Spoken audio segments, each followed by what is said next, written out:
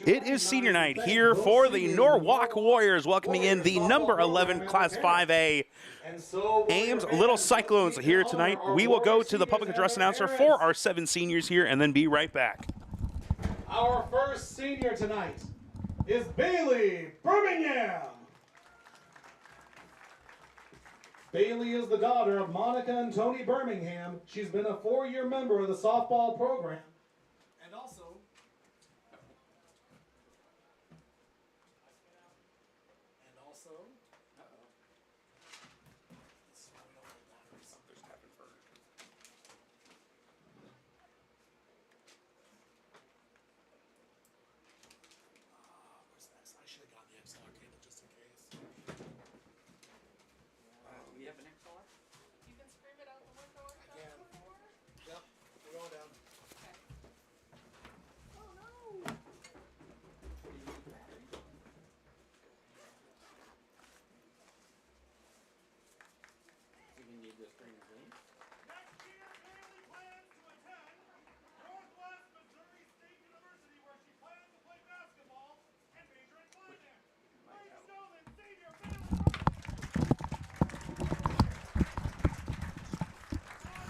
experiencing some technical difficulties on the PA system here, so we will just go through 7 seniors on part of this program. Bailey Birmingham, the first one honored, 4-year member of the program, and she has had a huge senior season after a breakout junior year last year.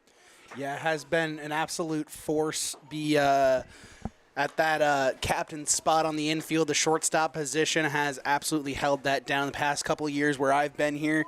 Has always been a defensive stalwart as well as incredible with the bat. Carly Brewer, the number 2 senior. Bailey Birmingham headed to the just south of here in Northwest Missouri State in Maryville, as she'll be playing basketball for the Bearcats. Carly Brewer going to be playing softball for the University of Iowa this coming fall. Going to be a huge boost for their pitching program. Has been wonderful here as a senior as well. 2nd year as a part of the program, and man, has she been a boost for this team.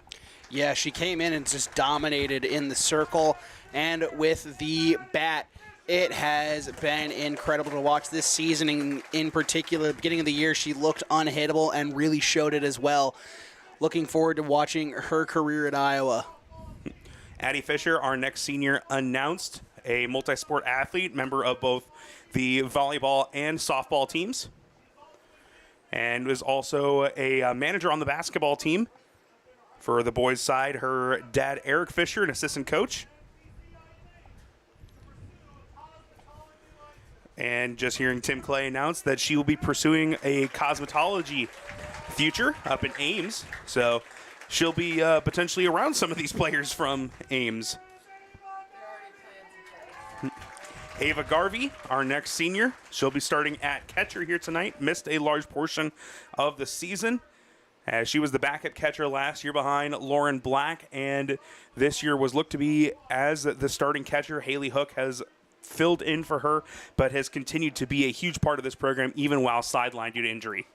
Yeah, it's really unfortunate to watch a senior go down with an injury in their first opportunity to start in the program, and it's just something that you hate to see. But luckily, she's been surrounded by such wonderful teammates and has really had an opportunity to get healthy and come back. Ava Garvey headed to the University of Iowa to pursue educational exploits. As Maddie Golian, the starting right fielder, announced next, has had a big impact this year defensively, as well as some huge hits throughout the season. Had the game-winning runs, or the game-winning RBI against Indianola on the walk-off.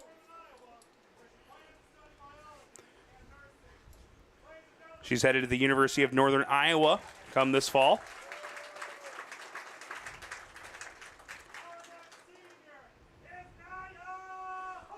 Nia Holbert, our next senior. And what more can we say about Nia Holbert that we haven't said this year? A likely first-team All-State selection, had a huge season last year, and has doubled her power numbers essentially this season. Yeah, it's been an amazing explosion of power on base, fielding. Really just has worked so hard for this and really managed to put her name on the map here in Iowa. 15 home runs this year, 42 runs batted in, both leading the team. One of the top power hitters in the state this year, all while hitting .475. She'll be playing at Minnesota State next year. Haley Carnass, the final senior. Another player that was able to bide her time, similar to Addie Fisher and Ava Garvey, was the backup the last couple of years, and now sliding into that starting lineup. She's been playing both first base as well as serving as a designated player throughout much of this season and had a very solid year with the bat. Yeah, it really has been, and I mean, she even played a little bit of time at second early on this season before, Hadley Michael came in and really solidified that spot for herself, but still getting plenty of playing time and has really just been so gracious with accepting any position that the coaching staff has given her. 4 years for these seniors as part of the program. It's been nothing but success. Since Bo Livingston took over the team 3+ years ago, they've been to 3 straight state tournaments, an ever impressive feat considering in the 18 years prior they had made to just 2, including that 05 championship team that we saw honored last time here against the Indianola Indians in the doubleheader. But 3 straight trips, and they've got their eyes locked on another trip. They are going to be the #1 seed in their region. Starting next weekend on Saturday is going to be the first regional game. Winner of Fort Madison and Keokuk will play here. We're going to take a short break, and we'll be back with the start of the game right after this.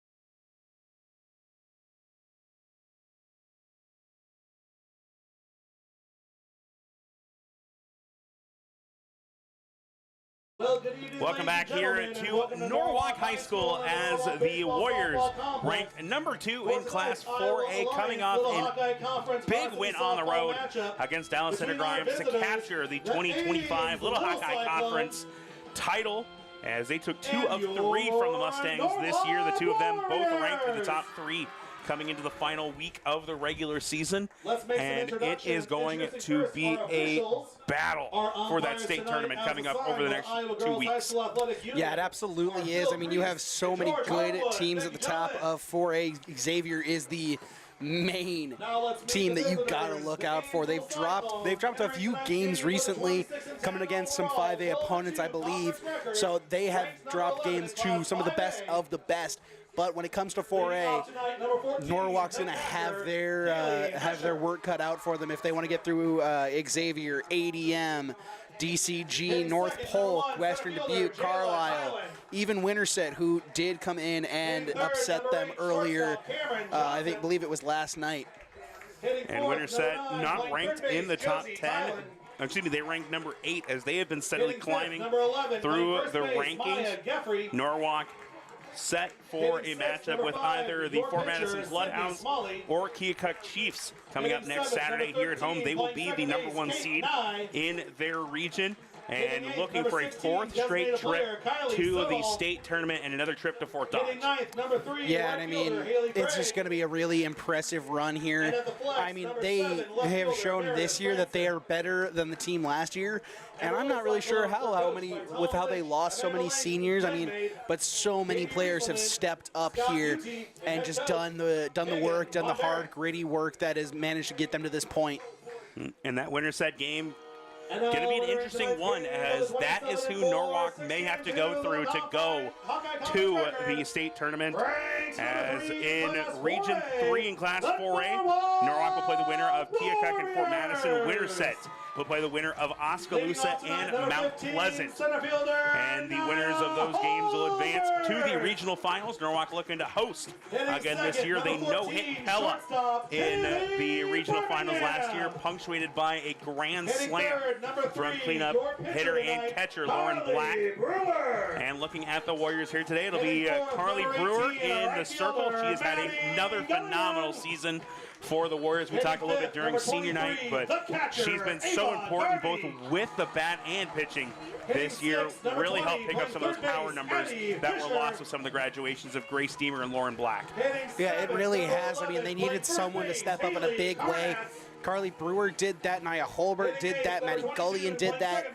This entire lineup has stepped up in such a big way, but Carly Brewer just being able to continuously do it, not just with the bat, but in the circle, putting up just a 1.8 ERA on the season, a 1.08 whip, and a .187 batting average again. She has just allowed 81 hits through 101 and a third innings pitched.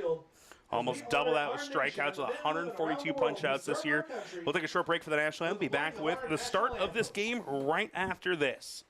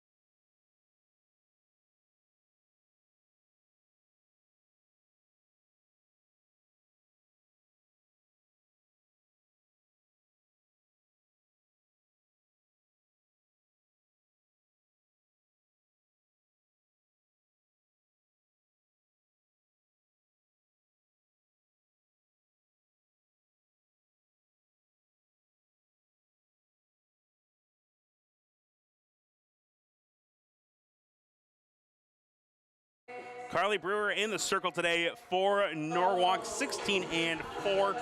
Pair of saves to her credit as well.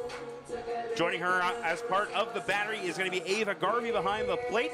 Haley Hook has been the starting catcher for majority of this season, but with senior night, Garvey puts the gear back on for potentially the final time, at least here in the regular season. Warriors have 3 home games left this year, as they will have a doubleheader on Saturday, and then back at home for the regular season finale against Johnston on Monday.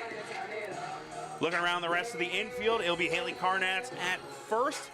Hadley Michael, the sophomore, lining up over at second. The left side of the infield, the 2 seniors, Bailey Birmingham at short, and Addie Fisher manning the hot corner. Left to right in the outfield, Left field is going to be Danny Peters. In center, the superstar Nia Holbert. And in right field will be the future UNI Panther, Maddie Golian. Coming to their last week of the regular season. Just mentioned 4 games left here before the playoffs. Ames looking for a big win here on the road. It'll be Kaylee Mesker leading things off for them. We're at number 14 and catching today for the Little Cyclones. Yeah, and this is a tough team to have to pitch against for Carly Brewer. 382 batting average across this team. Leadoff hitter Mesker batting 429 herself. Not a big power team, only 18 home runs on the season, but plenty of on base. And infield playing in, guarding against a potential bunt to begin this game. It's in there for a called strike as we are officially underway for senior night festivities here for Norwalk. It's Mesker, Tylen, and Johnson to lead things off, the center fielder and shortstop, respectively, to follow Mesker. This one will be fouled out on the left side for strike 2. Quick 0-2 count here reached by Brewer.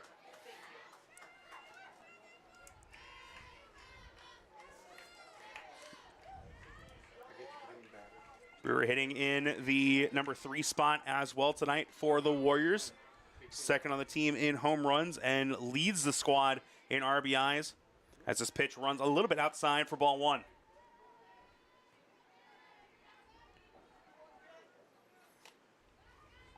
Brewer and Holbert this year have been in the top 5 in 3A in RBIs for a majority of the season.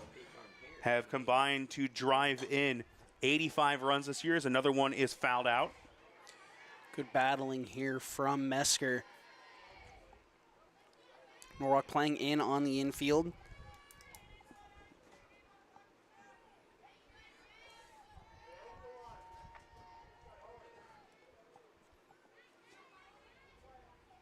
Brewer looking for the punch out. 1-2 count.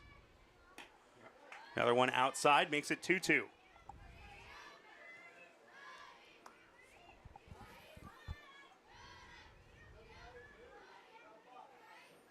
Mesker got behind 0-2, was fouled off a pitch and taking a couple of balls. 6th pitch of the at-bat coming up.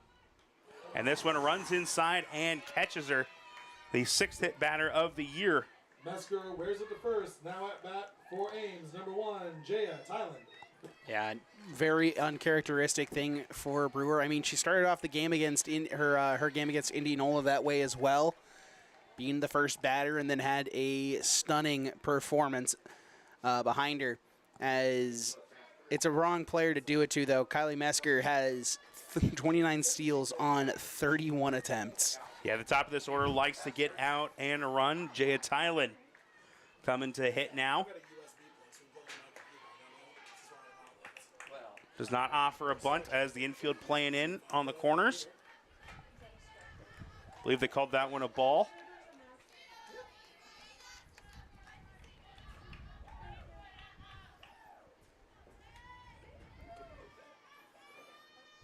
One 0 count to the center fielder, make it 2-0. As they're working to try and keep Mesker close over at first. Yeah, and I like keeping Mesker on first, keep them away from any opportunity to score a run. But you also have to remember that your main battle has to be at the plate, getting the current batter out. That one in there for a called strike.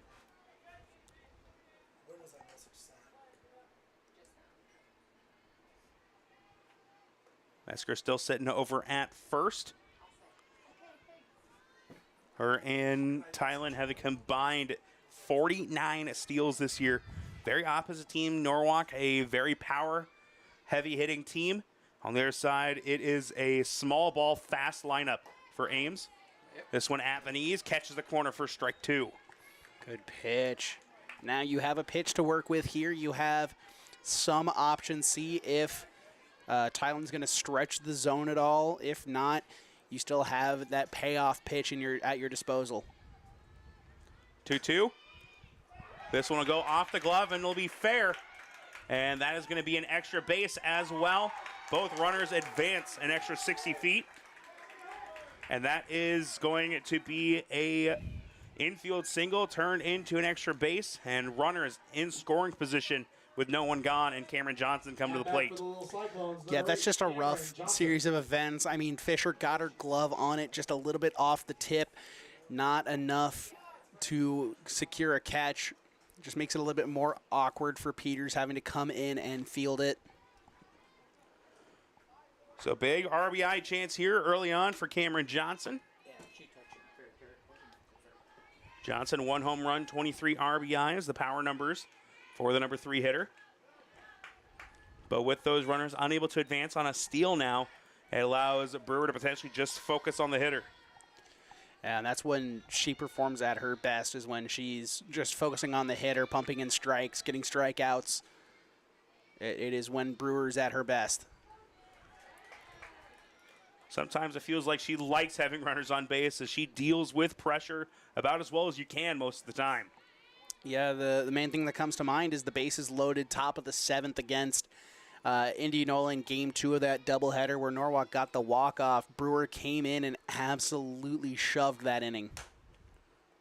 This one hit on the ground. The run will score, but they will get the out at first. 6-3 fielder's choice will bring Mesker home.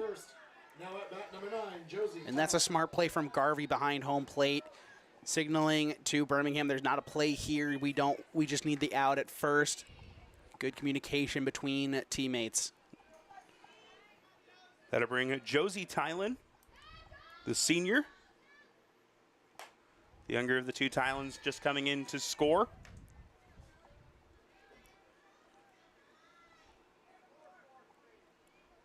Tylen this year, one of the better power hitters on the team with 4 round trippers.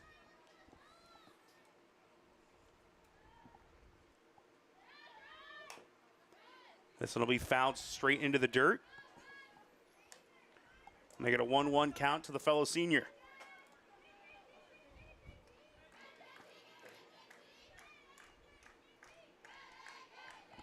Warriors got off to a couple hot starts in that doubleheader against Indianola, winning the first one 11-1 after scoring 4 runs in the first and 7 in the second. And then it came around to score 3 more at the start of the second game, but Indianola battled back. Ended up going at 2 extra innings, and Norwalk was able to come away with the win. Good look back, but that run is still going to come in to score. As Michael gets the out at first.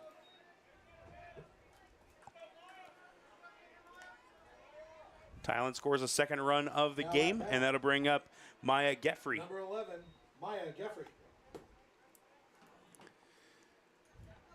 Yeah, another smart decision there. A good job looking the runner back before chucking it on to first. Had to get that lead runner, and then just no play at the plate.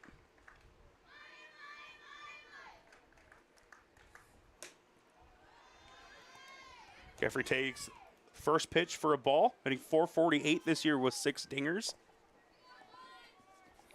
Yeah, she has been the premier power threat here for the Little Cyclones.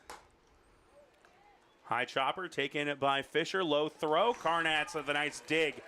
And it gets the 3rd out. But Ames is able to plate 2 of them against Brewer in the top of the first. Holbert will lead things off with Birmingham and Brewer, her fellow seniors.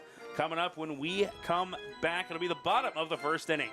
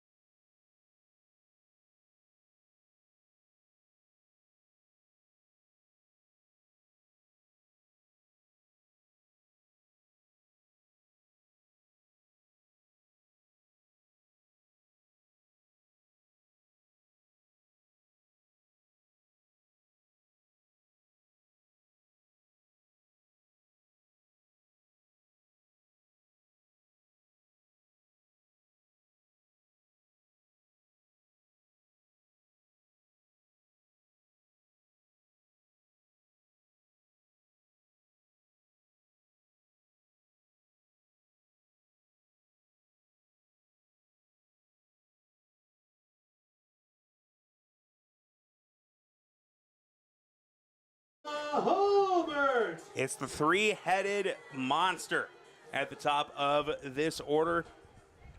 Holbert, Birmingham, and Brewer to lead things off as Holbert takes this one in for a called strike one. Yeah, it's Sydney Smalley in the circle for Ames. A 3.21 ERA, 132 whip, as well as a 2.54 batting average against as it's quickly 0-2. Holbert taking on the first two pitches, trying to see what Smalley was going to set her up with. Smalley 14-4 in 22 appearances this season. This one fouled off. Just barely got a piece of it off the end of the bat. Holbert this year a 475 average to go with a team lead 15 home runs.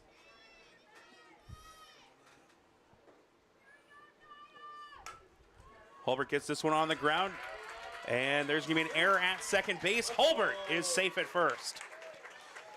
Yeah, and I mean, that's just got to be, a little bit of nerves from Kate and I over there at second. For Norwalk, number 14, Has Holbert plenty of speed behind her, so, maybe a bit of rushing the play, but still a good way to get on base and start a potential rally after allowing a two spot in the top of the first. Birmingham, 9 home runs on the year. It's been a while since she let one loose. As moving over and making the catch. Nope, you're going to mark that as a foul ball. And that may have actually been almost better for Ames, as that would have been easily an extra base for Holbert. Yeah, I mean, Holbert, just probably gets to third on that with the diving play. So Birmingham will come back to the plate. 457 hitter. But like mentioned, been a while since she was able to knock one over the fence. Takes this one outside for ball one. Good patient hitter as well. Even when we say that she's the Vlad Guerrero of the team, has still shown immense patience at times. Good rip, and this one will be into the gap, and they're going to send Holbert all the way to third. She'll slide in safely. Good backup. As on the throw, it'll also send Birmingham all the way over to second base as well. So a very similar start to the bottom of the first as we had as the top. And now Carly Brewer a chance to get those 2 runs back. Norwalk, number 3, Carly Brewer. And Brewers had a power explosion this year, just like Nia Holbert. 12 home runs herself. That has given her a 5.11 batting average. This one, a quick pop-up, will be handled over at second, as all 3 hits have gone in that direction. It is NITE playing over at second. And now Gullion will come to the plate with 1 out and 2 runners on. Gullion also been playing very well, not necessarily in the power department, but RBIs have been up there. Not quite as high as some of her teammates, but behind the 3-headed monster, it's her after that. Gullion 2 home runs, 29 RBIs, but is also hitting at a 464 clip. This Warriors team likes to hit the long ball, but they hit for a high average as well. 381 as a team this year. Yeah, that's what makes this team so balanced and so good, is that they can rely on the long ball on a night where they kind of need to, but they can also rely on that small ball kind of play style where it's little shallow hits, it's bloop hits, it's hits on the infield using your speed to get on base and score runs. I mean, the multiple times this season we've seen Bailey Birmingham herself manufacture runs by her base path abilities.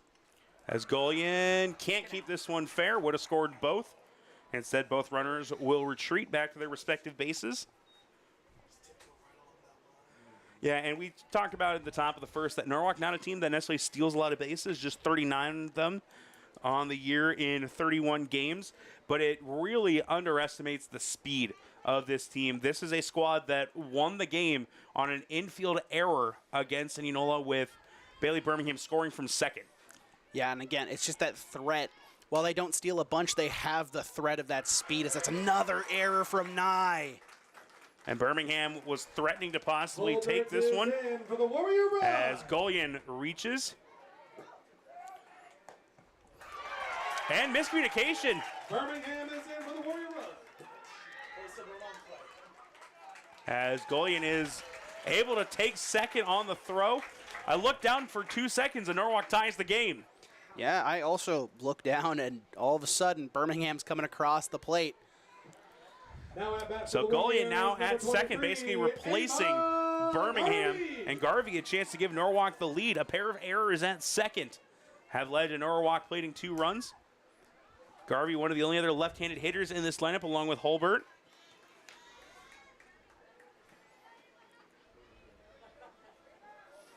And again, Garvey has some limited experience this season, going down early in the season with an injury. Just her 7th appearance of the season, 308 hitter in 13 plate appearances. 1-1 count to the senior catcher. All 7 seniors in the starting lineup today. Garvey, the only non-normal starter, as Carnats has been shifting between designated player and first most of the season. She stands in the on-deck circle. 1-2 count now to Garvey. This one in the dirt. And good stop behind the plate there by Mesker to keep Golian over at second.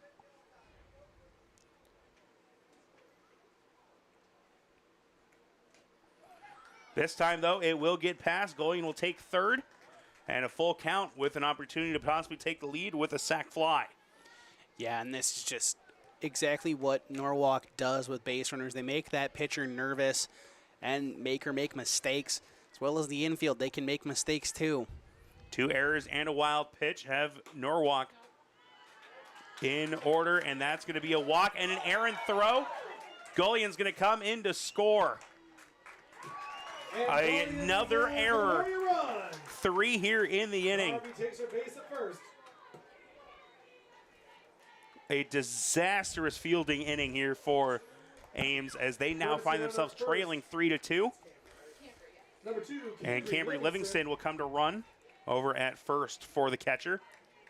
Yeah, and this is uncharacteristic to say the least for this team. They're typically a 96% fielding percentage team. I think, looking at it, there's not a lot of starters that are below a 9 here. I mean, Kate Nye is probably the closest at a 91%. But still, 90% of the time, she's making these plays, and it's just an uncharacteristic error to see. Nia Hulbert reached on an error to begin the inning, and then another error got Golian on base, did not record the out. She got to second due to some poor communication. That allowed Birmingham to score. Golian reaches third on a wild pitch, and then an errant throw gets her home. Garvey reaches on the walk, and now Fisher.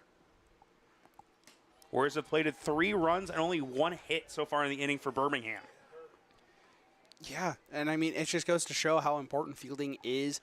And I mean, it also shows that while Norwalk doesn't have the base running stats, they have that threat.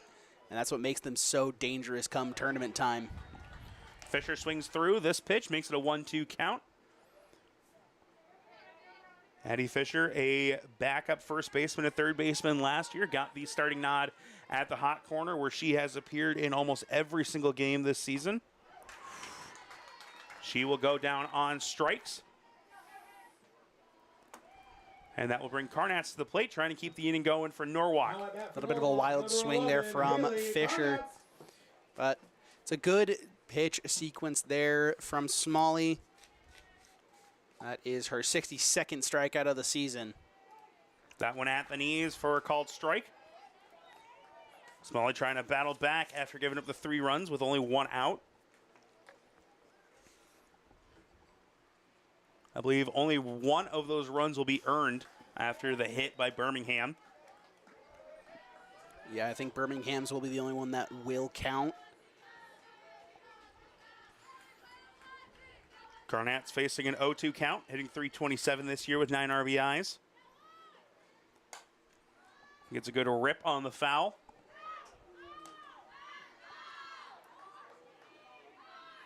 Carnats does have some extra base power, 4 doubles on the season. Yeah, Carnats has been hitting very well this season when she's gotten her opportunities. 25th game played, 22nd start for the senior.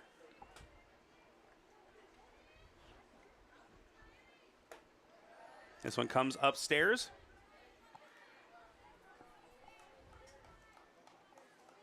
2-2 count now. Garnett's also has 10 walks on the season, tied for the team lead with Naya. Good patience here as she works it all the way to a full count. Runner will be going on the pitch. Hadley Michael waiting on deck with Danny Peters in the hole. This one looked like it's headed to the gap. Good hustle and a great catch in center field for the out. Great chase down on that play by Jaya Thailand to get the third out, as that probably would have scored a run. Yeah, absolutely great job laying out for that one, putting the body on the line, and manages to keep the damage at just 3. It'll be the 6, 7, 8 hitters, Smalley, Nye, and Sodal when we come back.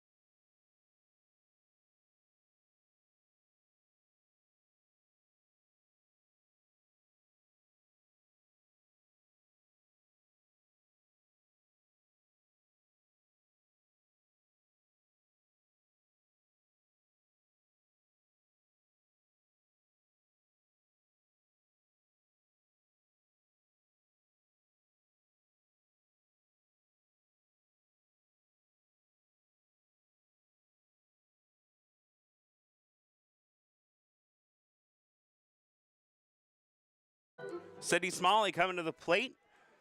Allowed 3 runs in the bottom of the first, only one of them earned.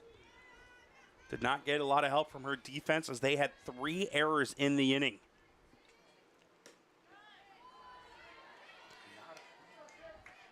Pitch inside to begin the at-bat. Carly Brewer took care of that first inning in 20 pitches. Did have some trouble with base runners early. This one fouled off.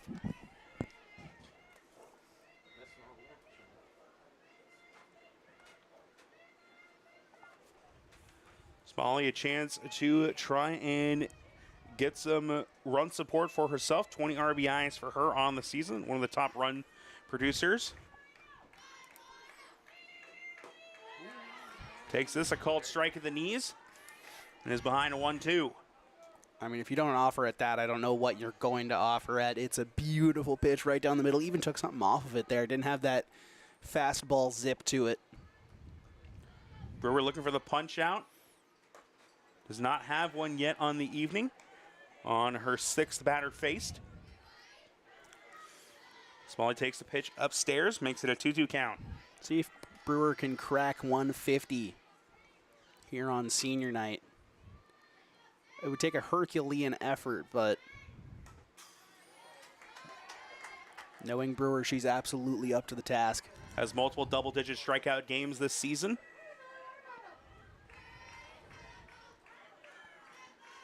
Warriors gave up 2 runs back in the top of the first. Able to battle back and take the lead with a 3-run bottom of the first. This one lifted into right field. Golian moving back, puts a squeeze on it for the first out. Great job by Gullion chasing back and putting the squeeze on that one. Almost lost it out of the glove, but manages to secure it before it can pop out. Kate Nye comes to the plate, the second baseman who had the pair of errors in the bottom of the first. Just her 7th and 8th errors on the season. Very uncharacteristic night here to start for her. Has 8 errors in 75 chances now. Back-to-back strikes to begin the at-bat. Went outside, then came back inside to switch things up against the second baseman. Kylie Sodal, the designated player, waiting on deck.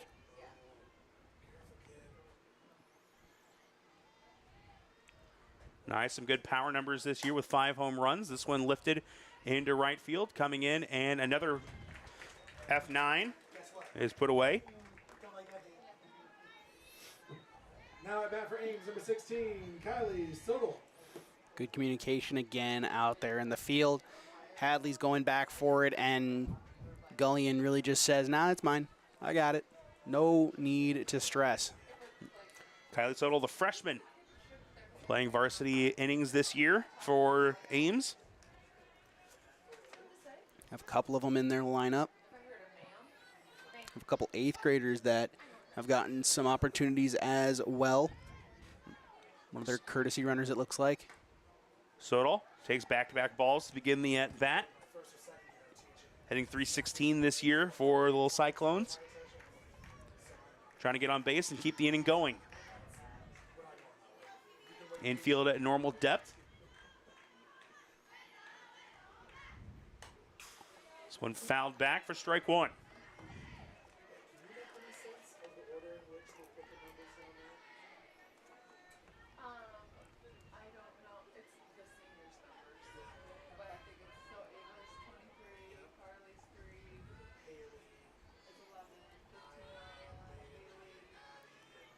Two 2-1 count here. This one headed towards the gap, but Gullion able to step over. 3 straight F9s, and the Warriors put down this Ames 1-2-3 as we go in to the bottom of the second inning. Coming up right after this, it'll be Michael, Peters, and Holberg.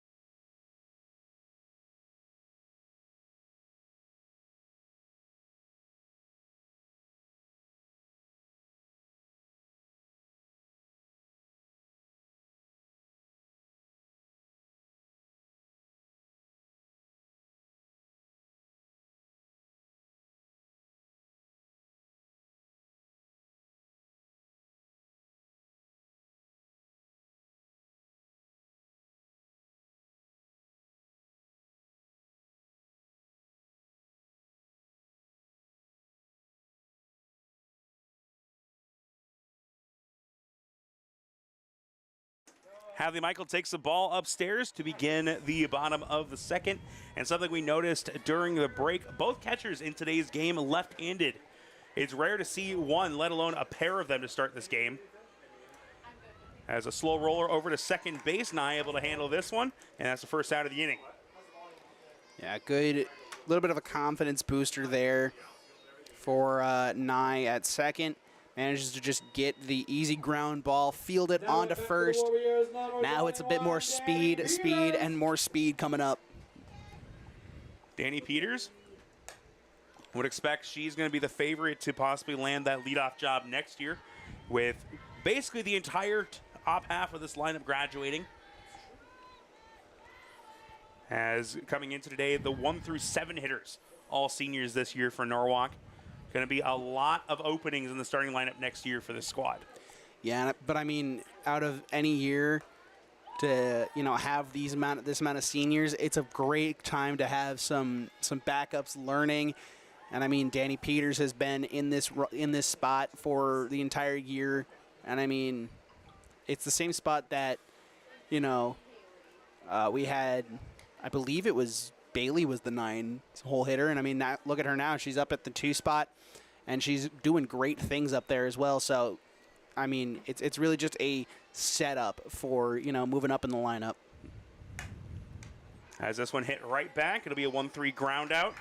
And you look at, obviously we've talked a lot about the seniors here in senior night, but some of the returners that this team is going to have coming into next year. Obviously, you're going to be graduating a minimum of 6 starters, but Cameron Livingston over at first. You'll have Haley Hook at catcher, Danny Peters in left, And then Hadley Michael at second. And someone who's had a really big breakout this year as a sophomore, Leah Crick, 9-0 with a 2.56 ERA as that number 2 starter this season. Yeah, she's done an incredible job. I mean, her pitching to contact has gotten her into some rough situations, but she's able to just recover them so beautifully. So that's just an awkward play. Hard hit ball over to short, eats up the shortstop, Cameron Johnson. That will be an infield single. Second time that Holbert has put a ball on the ground in the infield and been able to reach base. That'll bring Birmingham to the plate. Singled into right center her first time up.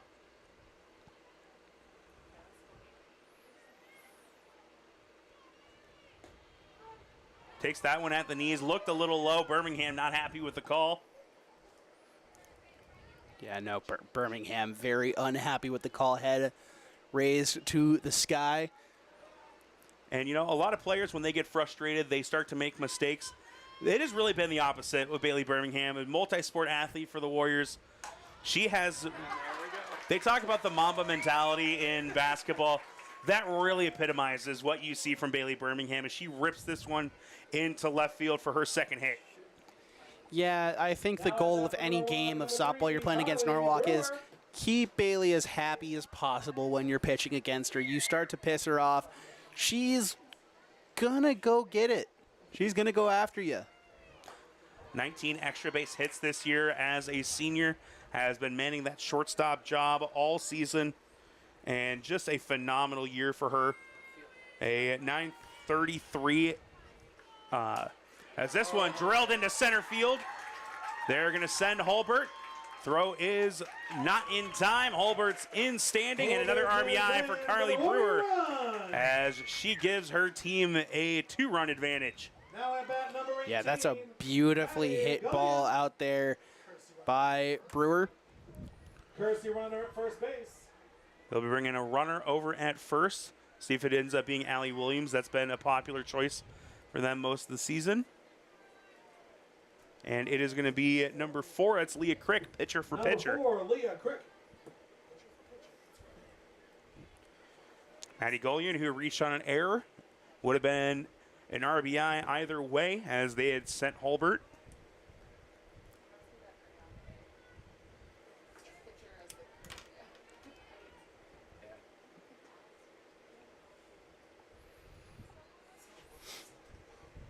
One thing we have talked about with Norwalk this year is because they were been so senior heavy the last 2 years, hasn't necessarily been a lot of depth for them this year. A very top heavy team, and it'll be interesting to see what this squad looks like next year. But a lot of games to be played between now and then as they have their eyes on a potential 4th straight trip to the state tournament. Yeah, and a 4th straight trip would be absolutely incredible for this program. It just shows how they've managed to get that turnaround so beautifully done.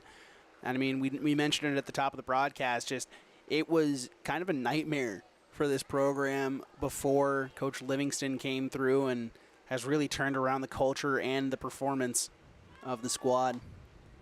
This one fouled off to the right side. A state title in 2005, a 4th place finish in 2014, and then nothing for almost a decade before trips in 22, 23, and 24. Top 4 finish last season, losing in the semifinals.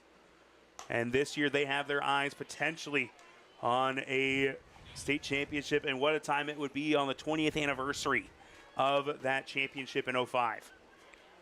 Yeah, it would be a very fitting tribute to have it happen then.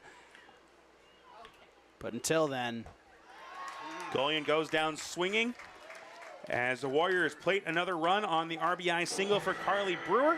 And that'll take us into the top of the 3rd. It is 9-1-2 when we come back.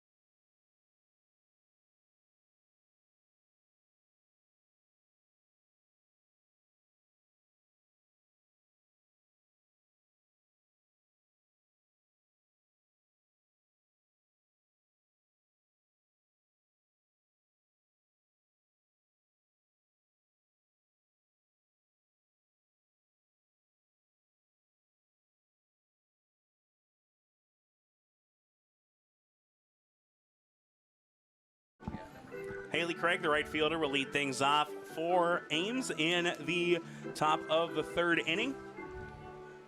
Norwalk, after scoring 3 in the first, able to put another run up on the board, an insurance run. Double that lead up to 4-2.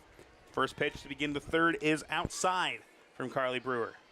Yeah, Norwalk doing what they do best is just putting up not necessarily the biggest of innings all the time, but they do manage to put up just 3, 1, 2-run innings consistently at the top half of games and just kind of pull away from opponents while Brewer deals in the circle. And one of the crazy things is we've been seeing them have these blowout wins. Most of their home runs this year have come on the road or before we were done with soccer season. Yeah, we just have not had that luck this year of seeing some monster home runs be hit over the scoreboard like we did last year. As I believe this year we saw Carly Brewer hit a game tire earlier in the season. I think Holbert has one at home. Outside of that, I don't think we've seen a home run. I remember one. And the Holbert one could be something I'm remembering from last year, too. Yeah, any of those home runs could be something we're remembering.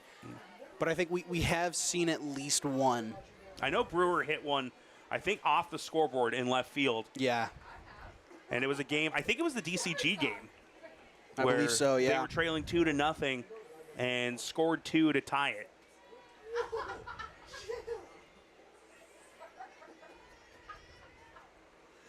Speaking of Brewer, she'll get her first strikeout of the game as Craig goes down swinging. Top of the order for Ames. That'll bring in Mesker with Tylen waiting on deck. Mesker was hit by a pitch, came around to score the first run of the game back in the top of the first. Gets her second crack at Brewer this time up.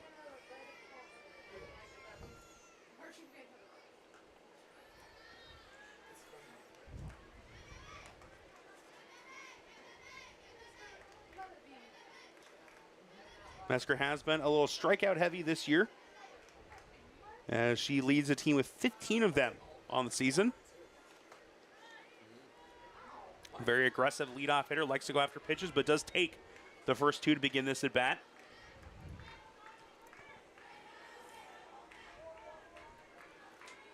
Brewer's going to be a bit more aggressive here. Don't want to run out of pitches to be able to use at your disposal. And the last thing you want to have happen is get Mesker on base. Not too often you see a leadoff hitter who's also a catcher. And not too often you see a catcher with 29 steals. Yeah, no, it's a very strange build for a catcher. You never see one that's quite at this speedy, this, patient with the bat, this good of a hitter, really. Catching is a real defensive position that, has kind of blossomed over the past few years.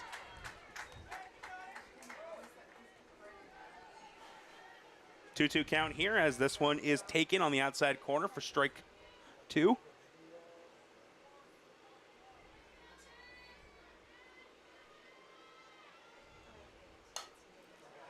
This one fouled off.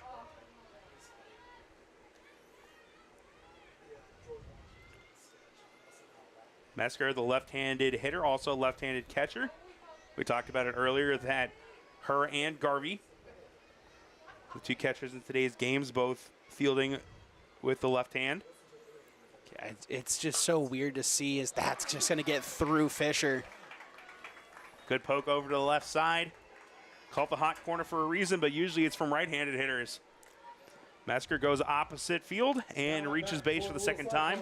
And that'll bring up a giant Tylen, who reached on a single her first time up.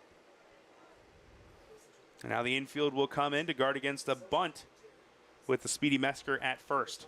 Yeah, and I do like the infield coming in. Obviously, you want to protect against anything, a bunt, anything that could get 2 runners on, especially with Tylen's speed.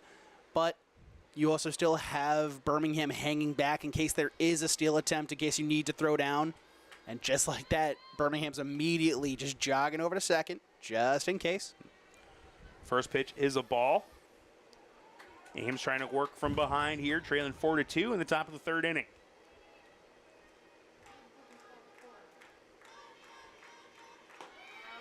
Going this time, throw down, not going to be in time. Mesker is in safely at second. Yeah, you're not going to catch Mesker very often. I would be shocked And I kind of actually want to see the plays where Mesker has been caught. Because with that speed, it's just insane to think that someone has had the arm talent to catch Mesker out. 30th steal of the season in 37 games. This one will be hit into left. Another opposite base hit. Throw home. A better throw may have had an opportunity, but pulled Garvey off the plate. And that will be an RBI single. Tylen advancing to second on the throw as well. Now at bat number 8, Cameron Johnson. And that'll bring Cameron Johnson to the plate, a chance to tie this one up. Yeah, just a little bit offline on the throw, but Peter just showcasing a really nice arm out there in left. Could have gotten her if the throw was just a little bit closer to the plate. Johnson, an RBI ground out to shortstop. First time up.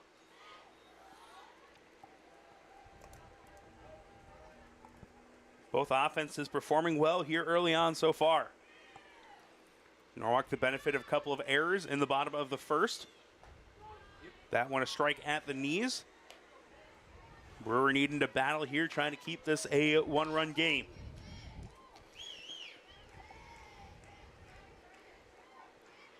That'll be Johnson with Tylen on deck. Both had RBI groundouts. As another one on the outside corner, took a little bit off that one. Able to catch the corner on the bottom right side. Excellent pitch there from Brewer. Now you have a little bit of wiggle room here. See if you can get the hitter to expand the zone. Does not offer at that one. Runs outside for ball one. Tylen dancing on the base paths. Another speedy runner with 20 steals on the year.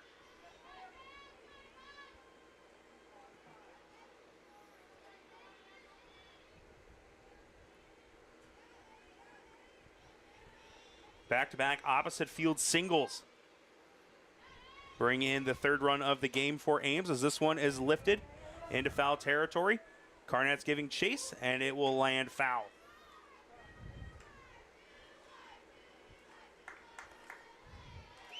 Things have not come easy for Brewer in this start so far.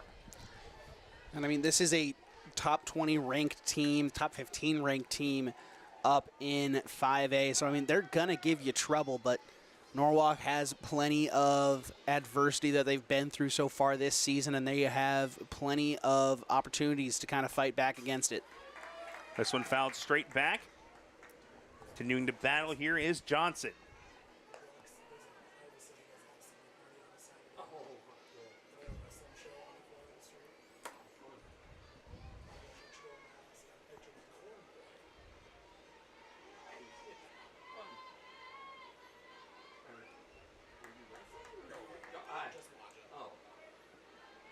Time is called. Brewer taking her time in the circle. This one ripped right back up the middle on a high fastball. Tylen going all the way. Throw cut off, and we are tied. And a bad throw from Fisher, and the pickle is going to turn into an extra base on the RBI single for Johnson.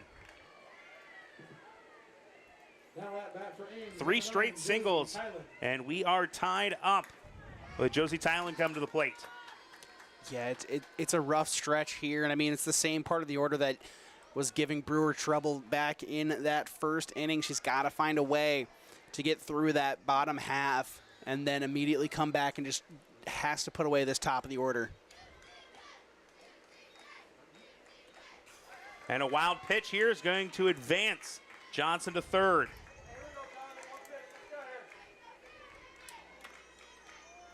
Still just 1 out in the inning. Tylen trying to give the lead back to Ames. This will be the 51st pitch of the day here for Brewer. Infield definitely playing play at the plate. Do not want to lose this lead.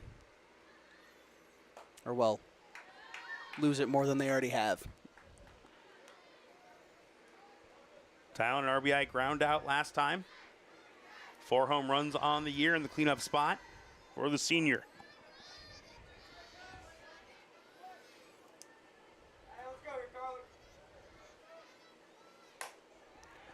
And that will give the lead back to Ames. Second RBI of the game for Josie Tylen. Brewer had retired 7 straight, but now 4 straight hits. Now at bat number 11, Maya Jeffrey. That'll bring a Maya Geffrey, who grounded out to third. Yeah, this is just a rough inning here. Just has to get out of it. Go reset. You have plenty of time between innings. Just a quick reset in the dugout is probably all she needs to get back into this. This one inside for ball 1.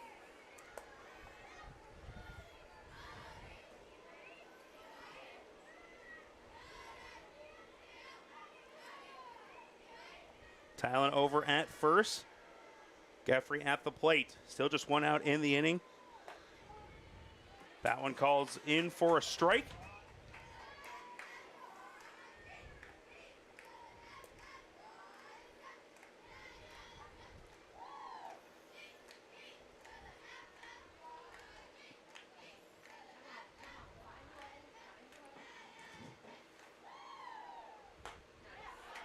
Swings through that one.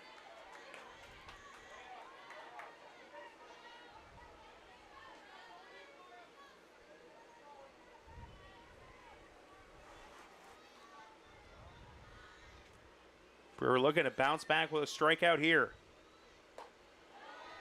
Pitch comes in high for ball 1. And I mean, does have pitches to work with here, but I personally don't think you really want to try and work around a hitter at this point. Really just have to attack them. Hope you get, if they make contact, that it's to a fielder, or that they just swing over the top of something or underneath something. This one lifted into center field. Going back, Holbert makes the second out of the inning. And that'll bring up the opposing pitcher, Sidney Smalley. And I mean, that's exactly what I'm saying. You have, I mean, in certain situations, it's just better to go after a hitter and really just make them beat you. I mean, working around a hitter is great and all, but eventually you're going to have to come inside that strike zone unless they are willing to extend, and Ames really just hasn't been so far today. Ball outside for the first pitch. Smalley flew out to right field.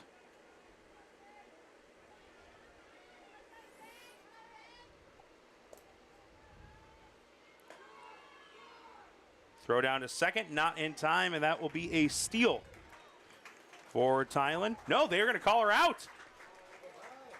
I thought she was in there, but no, she is thrown out at second. So that'll bring Smalley back up to begin the top of the 4th here in a little bit. In the meantime, though, Norwalk allows 3 runs and Ames back in front. 5, 6, 7 coming up.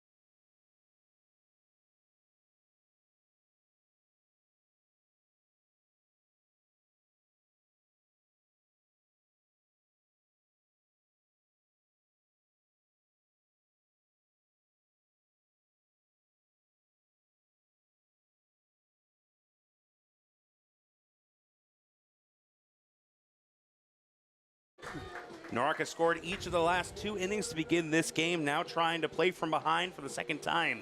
Tonight, it'll be Garvey, Fisher, and Carnatz. Garvey was able to draw a walk before Fisher and Carnatz went down back-to-back.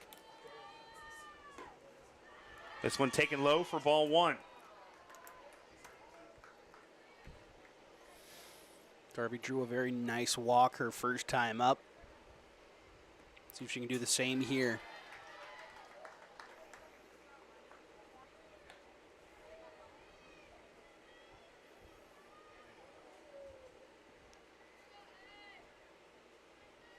1-1 after the first 2 pitches. This one comes inside. Garvey trying to start the inning with a at-bat.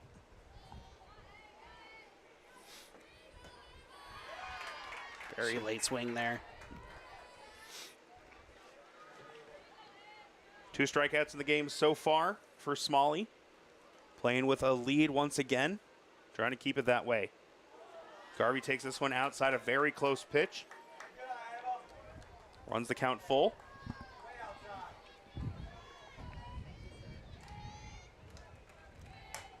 Garvey fouls off a pitch and keeps the at-bat alive.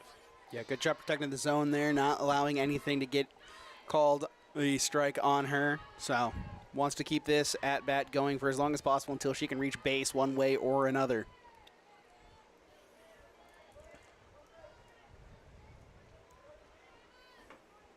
Full count to the opposing catcher. And Garvey comes up empty on the swing. Back-to-back strikeouts to begin this inning and end the previous one. Now at bat for the Warriors. Fisher was the number first 20, strikeout victim Eddie back in the Fisher. first.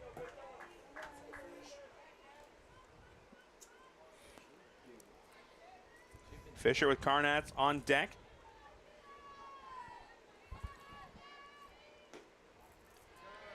First pitch in low. And that's the main thing for Norwalk, is that even if you aren't able to get any base runners this inning, just getting this pitcher to work a little bit, try and set something up, as it would be Michael Peters in the top of the order in the bottom of the 4th. Yeah, and I think getting base runners would be nice, but again, as long as you're making a pitcher throw pitches, it really doesn't matter. Need to be able to get her up over 50 sooner rather than later, because that's where your pitcher's at, and you want to keep it somewhat even down the line. That way, you have a gauge of how tired Carly's going to be and versus how tired Smalley's going to be. Taking all the way on the 3-0.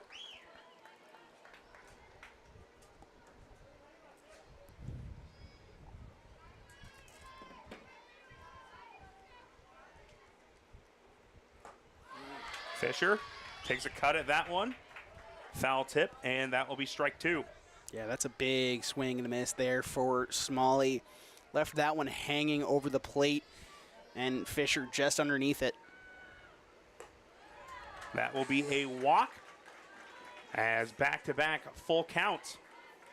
They'll bring Carnats to the plate Fisher now. takes her base. Now at bat number 11. Carnats Haley flew out to Carnats. center field, her first time up.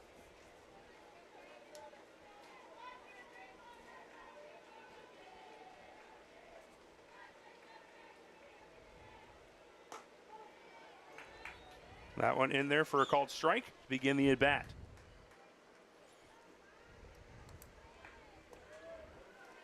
Norwalk coming off a loss last night on the road against Winterset.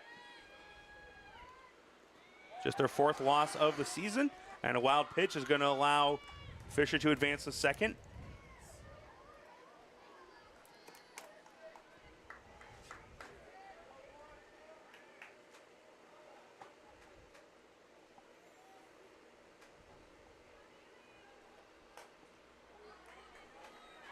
One fouled off by Carnats.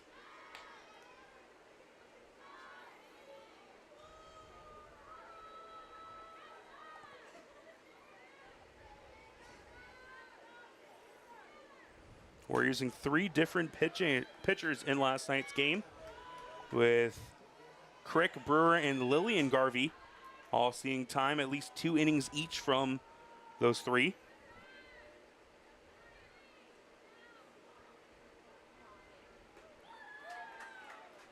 Ended up going to extra innings before the Huskies got the walk-off win.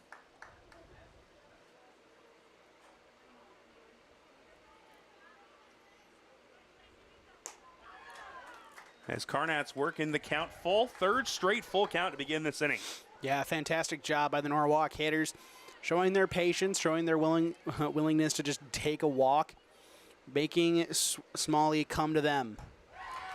Smalley able to bounce back, though, with her 2nd strikeout of the inning, and that'll bring up Hadley Michael who grounded out to second. Now at bat for the Warriors, number 22. If she can get Hadley something on the Michael. ground in the outfield, might be enough to score Fisher from second. Just need to get something here. Anything through the infield, I'd imagine at least gets Fisher to third. Anything hit into a gap probably gets her home, especially if you can manage to fit it into the left center gap right now. Michael takes a called strike one and then fouls off the second pitch.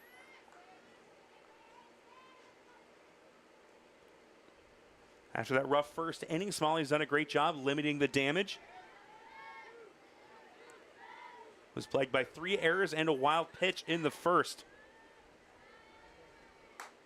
Michael can't keep this one fair. Would have been enough to bring Fisher home and tie this game. Michael's had a couple of those over the last couple of games that have just gone foul. Sophomore hitting .333 with a home run and 18 RBIs this season. Takes this one inside for the first ball of the at-bat.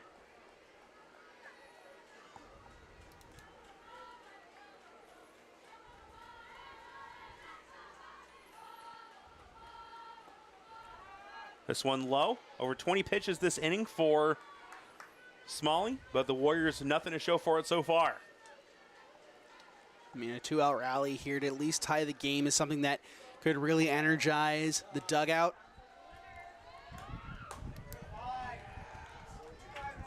As Michael continues to battle. Game-tying run at second base, 2 out in the inning with 22 at the plate.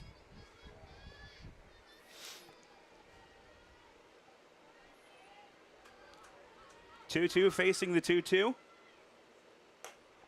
And Michael will foul another one off. Fantastic battle here.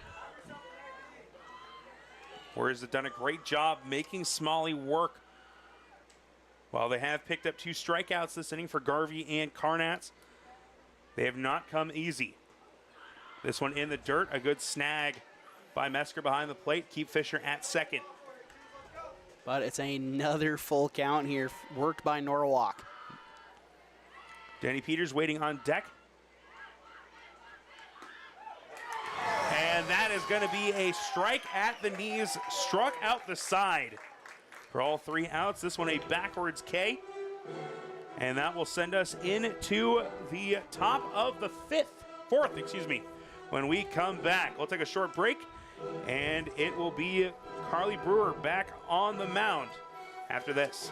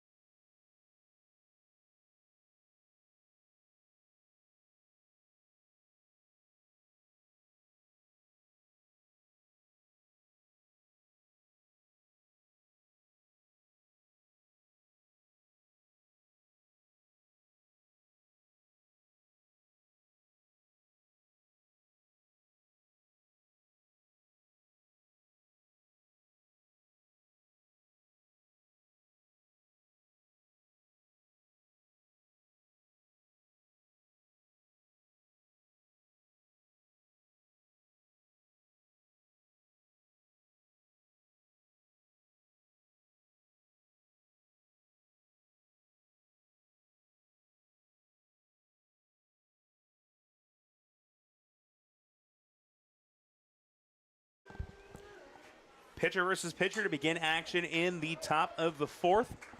And has not been the normal ace stuff from Carly Brewer in this one. 5 runs allowed here in the first 3 innings. And her team trailing 5-4 as we begin action in the top of the 4th. Smalley on the other side takes this one inside for ball 1. Had the 3 errors behind her in the first inning, but has just allowed 1 run. And only a couple of base runners in general over the last 2 innings. She'll have the 9-1-2 hitters to deal with coming up in the bottom of the fourth. As we were looking to bounce back and pick up a strikeout, just one for her through 3 innings so far. Yeah, and it's uncharacteristic, but you also have to remember this is a class above where Norwalk usually punches. And, I mean, they're doing a great job against a very good offense. While they don't have the power numbers, they have the on-base numbers. They can move station to station. They have the stolen base numbers. It's a very small ball team, and it's not something that they've had to face too much. I mean, you have teams like DCG that you're going to face in your conference, as well as Indianola, who love the long ball, who love everything about it, and can kind of live or die by it in some cases.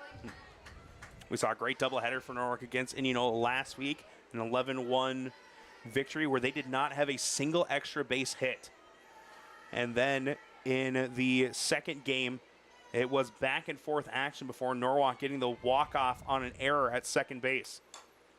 This one grounded over to Birmingham, up, throw to first in time for the first out of the inning. It's a great throw by Birmingham, showcasing why she has been so incredible in her time at Norwalk.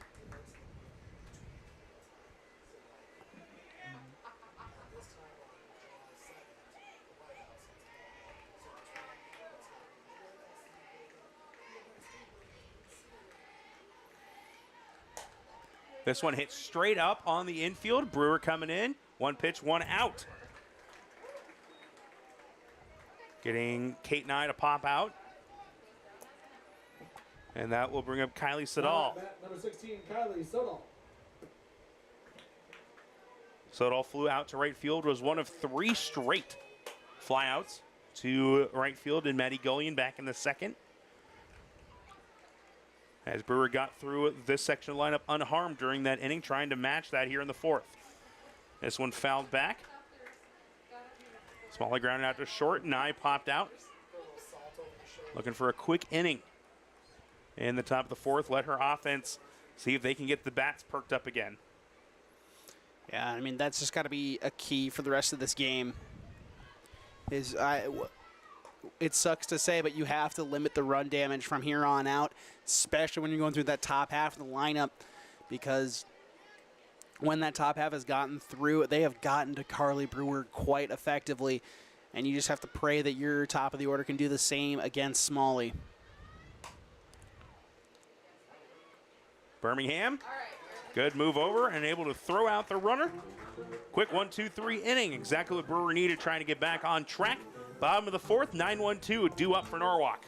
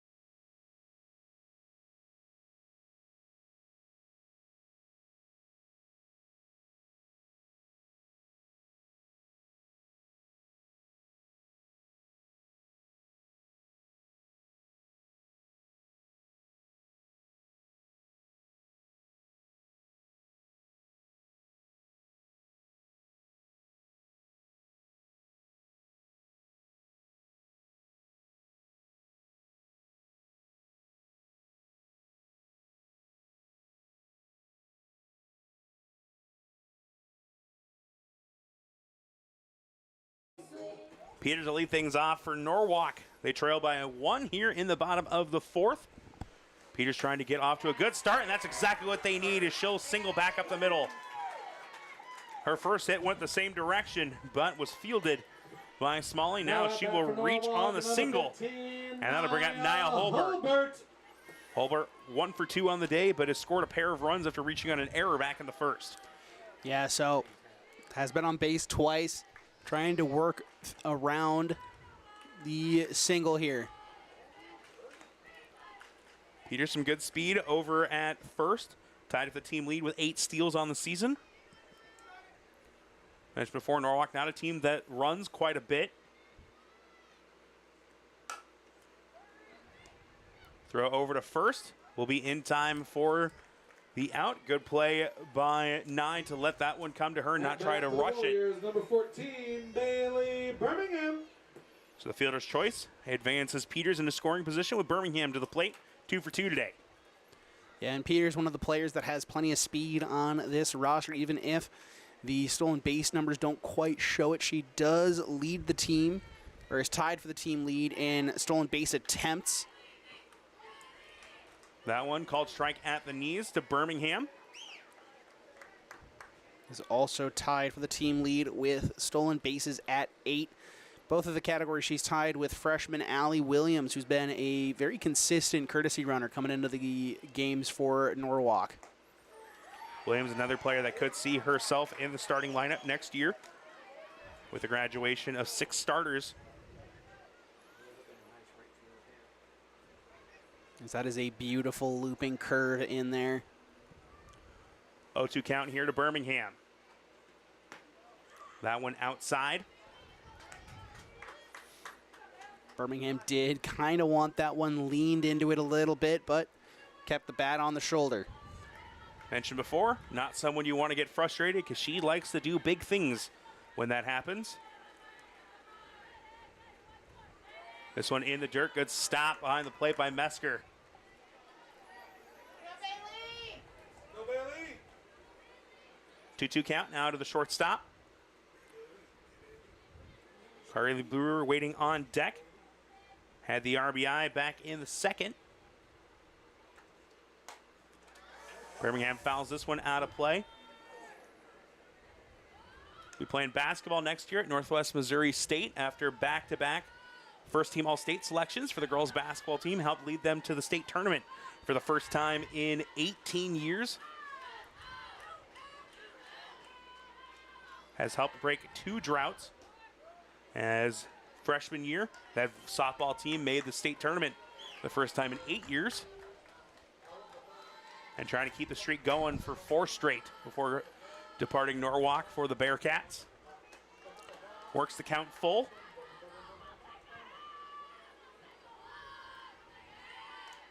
Fouls this one back.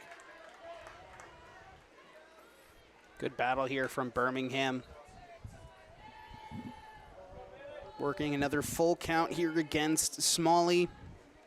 Though Smalley has performed so well in those full counts, 3 strikeouts off of him in that last inning of work. This one lifted. It'll get right back on the edge of the outfield and snag. Birmingham, a crazy stat, as an aggressive as a hitter she has not struck out a single time this season. Nope. It's one of the best parts of her game. She will make contact. She will not miss the ball. It's just a matter if she can get the barrel to it or not. Carly Brewer, Warriors' last chance here in the bottom of the 4th. Takes that one low. Golian waiting on deck. Brewer 1 for 2 on the day with an RBI.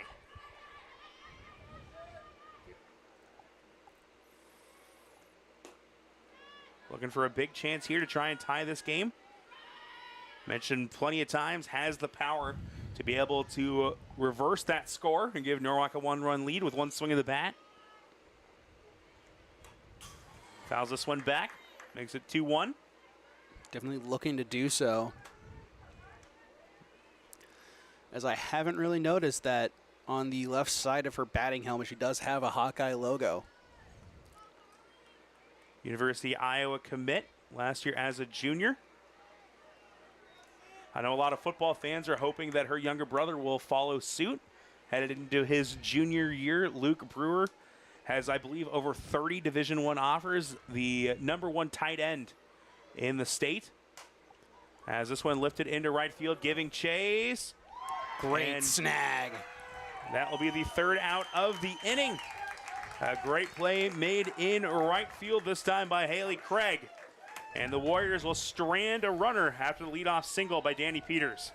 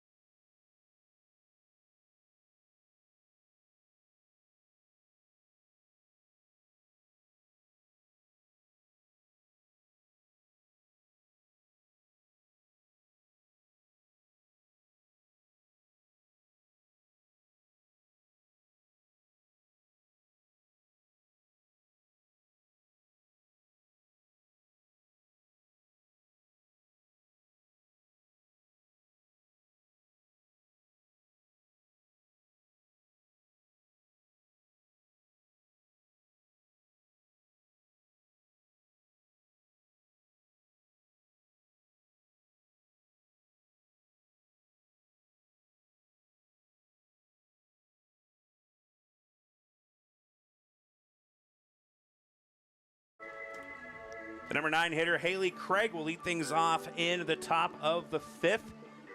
The top of the order due up next. The top of the order has been a thorn in Brewer's side.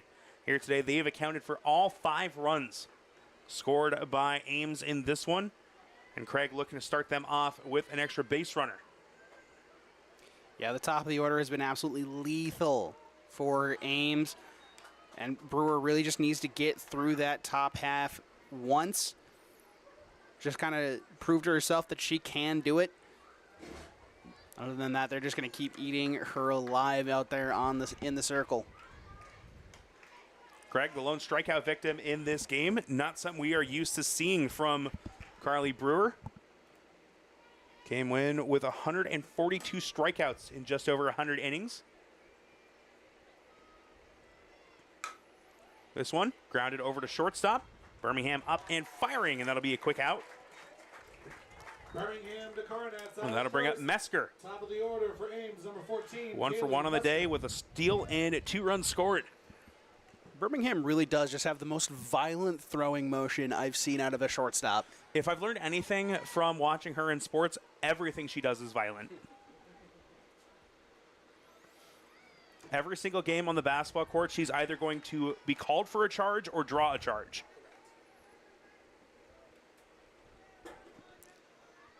And she'll be mad when the call doesn't go her way in both scenarios. Yeah. But she's also likely going to drop 20 on you. And as a junior, averaged over 27 points per game in I believe that year was a 12-win turnaround for Norwalk. Jeez. From 6-16 to 18-6.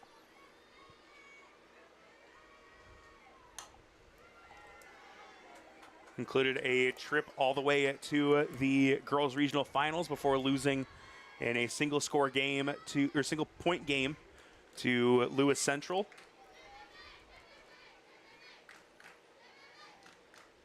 Her and her younger sister, Braylon Birmingham, helping to end that 18-year drought for Norwalk.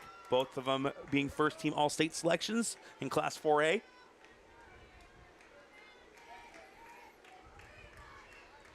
3-1 count here to Mesker, looking to reach base for the 3rd time tonight. Jaya Tylen waiting on deck.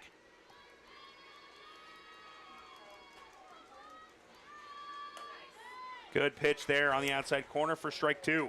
75th pitch of the evening here for Brewer. Needs a 1-2-3 inning here desperately to try and limit the damage, keep this a 1-run game. Mesker, Tylen, and Johnson have combined for all 5 runs and have reached base quite a few times, and that will be another one, as that's going to be an extra base hit. Tylen in, throw not in time. It's going to be Mesker. Reaches second, and it puts one of the fastest runners in the state in scoring position to begin the top of this order. Yeah, and I mean, that's just a fantastic shot out there to left center. Nothing either Peters or Holbert could do to get there. So they'll play with infield in. Trying to keep that runner at second and avoid a rally here from Ames. Called strike on the first pitch.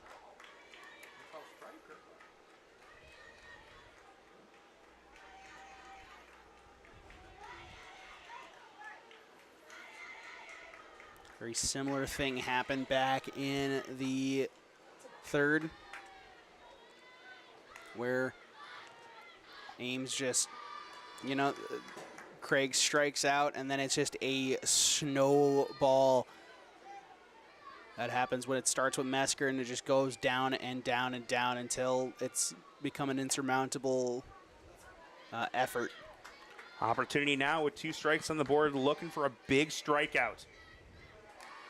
Mesker coming into today's game 4th in Class 5A in steals, has already picked up 1, giving her 30, which ties her for 3rd. Grace Anderson leading the state with 36 on the year, will be in town with Johnston on Monday in the regular season finale here at home for Norwalk. This one runs outside, makes the count full with 1 out.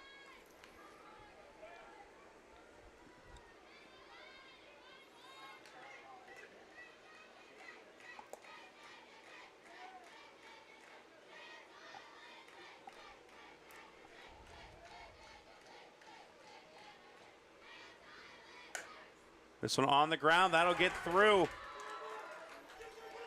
They're going to send the runner home. It is going to be not in time as the ball squeaks away. And that is going to allow Thailand to get all the way to third. Her third hit of the game. Second RBI. Now at bat for Ames, number 8, Cameron Johnson.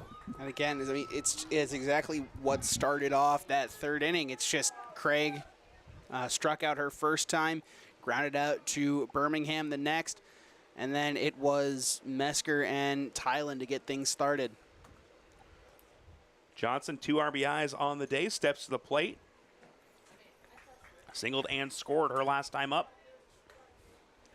An extra insurance run standing at third with just 1 gone.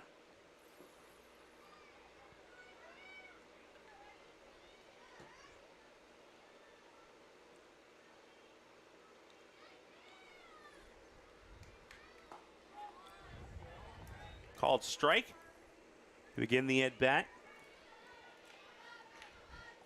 It's been a rough night here for Brewer. Has pitched well. It's just a matter of this top of the order has just managed to figure her out early and often. Lifted to right field, probably going to be enough to score. Nope, they are going to hold the runner. A great throw from Golian. That almost certainly would have been out number 2 or out number 3 Number 9, Josie Thailand. had Thailand gone. And it really shows a tale of 2 games here. The top 4 for this squad for Ames have produced 6 runs and have had every hit in this game. The bottom 5 combined 0 for 10 here in the game. Yeah, it really just shows that Ames is a bit more top-heavy in their lineup. Norwalk really able to get it done anywhere.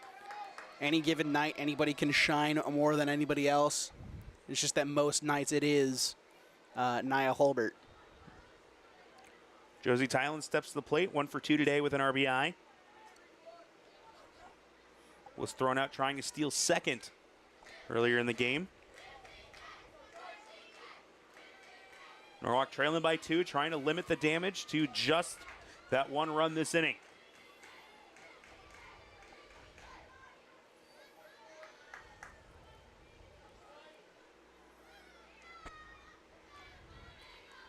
First pitch to Thailand, in there for a ball.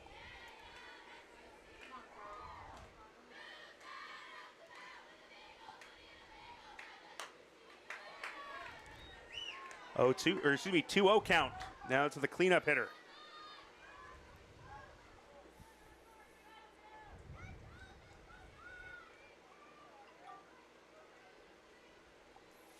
Brewer absolutely needs to find the strike zone here. Don't want to get it to a 3-0 count. Challenge pitch. Good pitch there, swing and a miss for Thailand. It's a good aggressive swing from Thailand as well. Trying to find a way to put that ball through a gap. Wouldn't be shocked to see Brewer chase after her again. See if she can't get another swing and a miss. It's drilled back up the middle, though. Second hit, second RBI for Josie Thailand. Jan Thailand's in for the Ames run. Now at bat number 11, Maya Jeffrey. That'll bring Amaya Geffrey to the plate, 0 for 2 on the day with a ground out and a fly out. Hey, keep working. Got 2. Warriors now trailing by 3 as Ames continues to pile on here at the top of this order. Looks like Leah's going to go get ready to warm up out there in the Norwalk bullpen.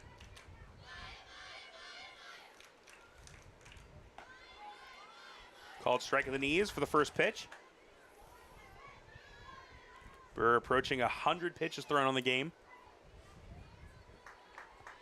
Still just the top of the fifth as well. Yeah, she's had a few rough patches inning-wise. That third inning comes to mind. Is this going to be a high chopper? Birmingham able to get the throw over. And it'll be up to the lineup now for Norwalk. Heart of the order, 4, 5, 6 when we come back.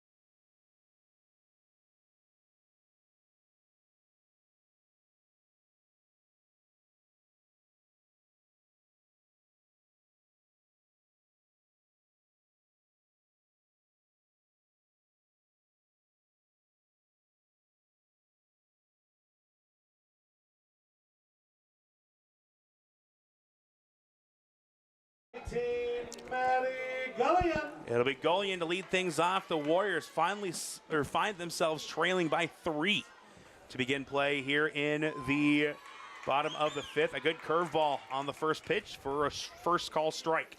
I think Smalley's done a great job at keeping Norwalk hitters off balance. She has a good fastball, good changeup, but that curveball just floats in there and freezes hitters very easily. As Gullion will single back up the middle. Good start to the inning, and that'll bring up Ava Garvey. Now at bat for the Warriors, number 23, Ava Garvey. Garvey worked to walk her first at bat and got it to a full count before striking out against Smalley back in the third. Warriors down to their last 9 outs, trailing by 3. Garvey fouls this one off behind on the swing. Be a great opportunity for the senior here to come through with a big hit, get runners potentially in scoring position, second and third. That one called strike at the knees, finds herself behind 0-2 very quickly. Not the spot you would hope to be in with that. But now you have protection mode activated. Not going to want to chase anything too far outside, but protecting the plate is an absolute necessity. Stop behind the plate there by Mesker on the pitch in the dirt. Gullion does have decent speed with 7 steals on the year. Garvey fouls this one off. Probably would have been good pitch to take as she tried to turn on it.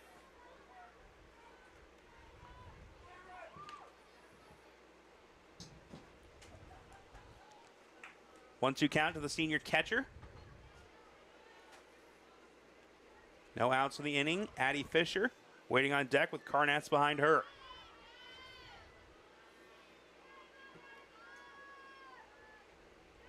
Peters the only one with a hit in the bottom of the order here so far today. It's been very similar to what we saw for Ames as the bottom of the order combined 0 for 11. Norwalk has drawn a couple of walks, and Peters with that single before being stranded last inning. But all of their production have come from the top of the order as well. Yeah, and I mean, the bottom of the Norwalk order has been just slightly more productive, as you mentioned, with those walks and that single. But still, they need to come up with something big here to get that top of the order back up here in this inning. See if they can't close the gap, even potentially retake this lead. This one grounded over to short. And that's going to be a double play, 6-4-3. That's a disastrous play on the infield for Norwalk. Now at bat for the Warriors, number 20. And now Fisher comes to the plate with 2 gone in the inning. It's a great play there. Johnson to Nye on to first to Geffrey. And Geffrey with a great stretch to pick up that second out. Another curveball. I believe she's thrown that for a strike every single time. Yeah, it's a nice slow pitch. It loops into the zone. You either think it's going to end up low or just go high, and it's magnetized to the strike zone tonight. Good late break on it. This one a good zip behind the fastball outside for ball one. Norwalk desperately needs to figure out this pitch mix, and they need to figure it out fast if they want to stay in this game. Fisher comes up empty on that swing.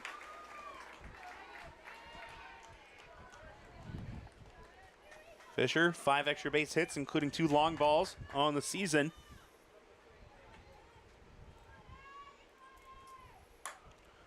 This one lifted into right field, but moving it to the right is Craig to put it away. Start off with a leadoff single, but the double play leads to a non-conventional 1-2-3 inning. It is 6-7-8 due up next for Ames when we come back.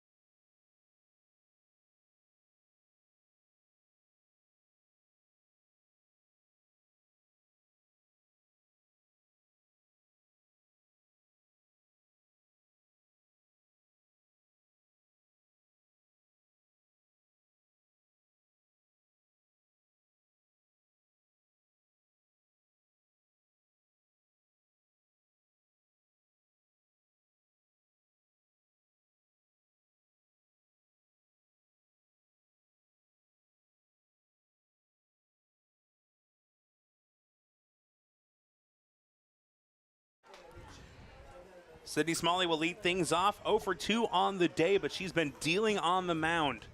4 runs allowed, but just 2 of them earned. As she has seen her team battle back and retake the lead. They've scored 5 unanswered. Yeah, it's been an absolute clinic put on by the top of the order for Ankeny, and they're going to look to see if the bottom of the order can get something started, but that's not going to be the start they want. Smalley got jammed there a little bit. Michael up to Carnatz, and that'll be the first out of the inning. Kate Nye, who popped out to Brewer her first time up. Brewer has not looked herself a little bit here tonight. Might be a little tired after throwing nearly 3 innings of work in extra innings last night. I mean, still not the Brewer we're used to seeing, even after pitching a ton of innings previous day or even in the same day. So obviously it's a little bit different, but not seeing the best from the ace. 2 straight balls from Brewer, and Nye ahead 2-0 in the count.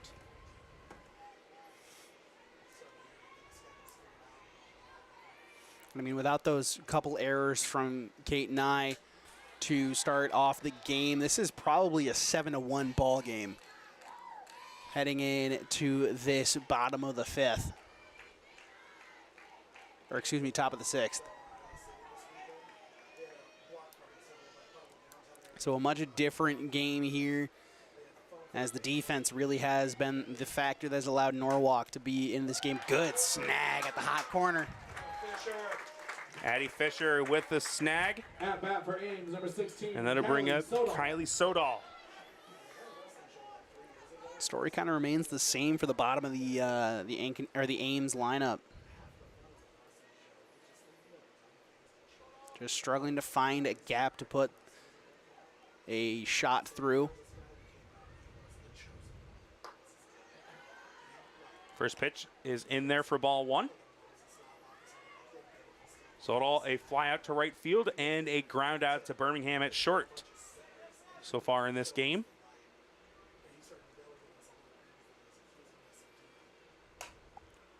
This one lifted to shallow right. And that will bring Gullion in. Quick 1-2-3 inning. Warriors bats will come back with Carnatz, Michael, and Peters as they try to get something going and bring the top of the order back to the plate.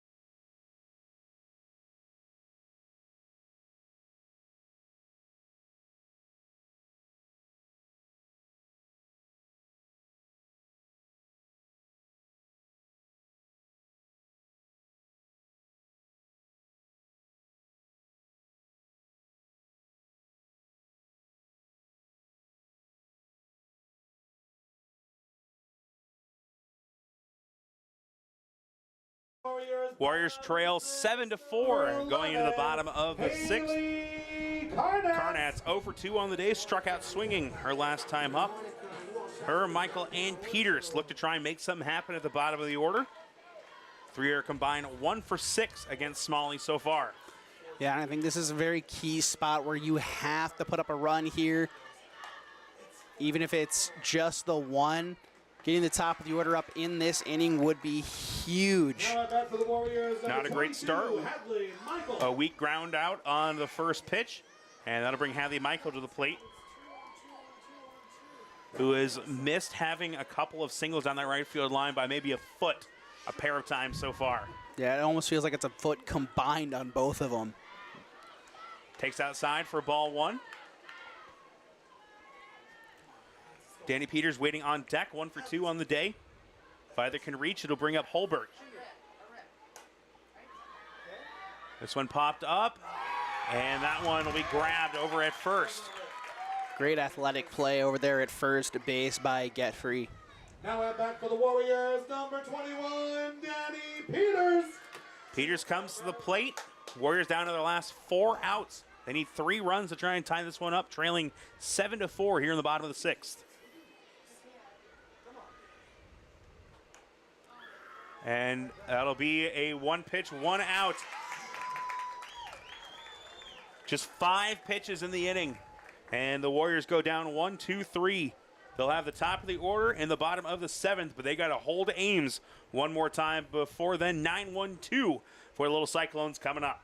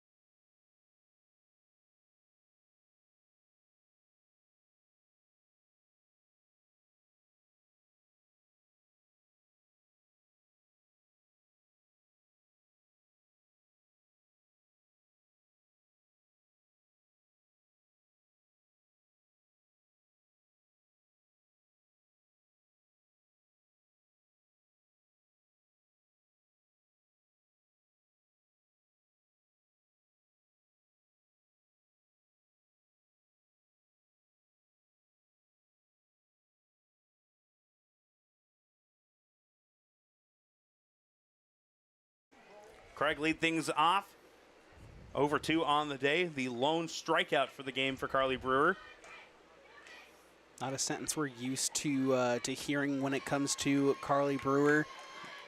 Obviously has some of the most insane strikeout per walk ratios in all of the state.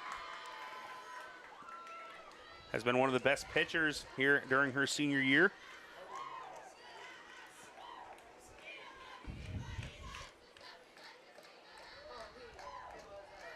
Comes into this game 16-4 on the season. Has a pair of saves as well. Trying to avoid her 5th loss of the year. Has been one of her rougher outings.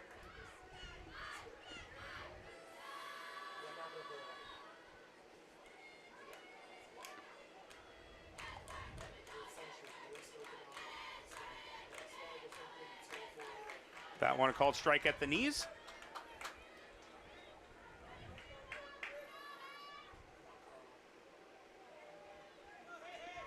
Brewer came into today's game 8th in 4A with 142 strikeouts.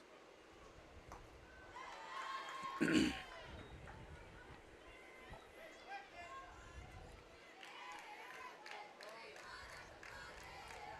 we've been talking all season about how great Xavier has been this year in softball. Braylon Conlon, their senior ace, 20-0 this year with a save, 226 strikeouts, and a .30 ERA. Yeah, I've been looking at her stats all season, just waiting for the one bad outing, and it's never come.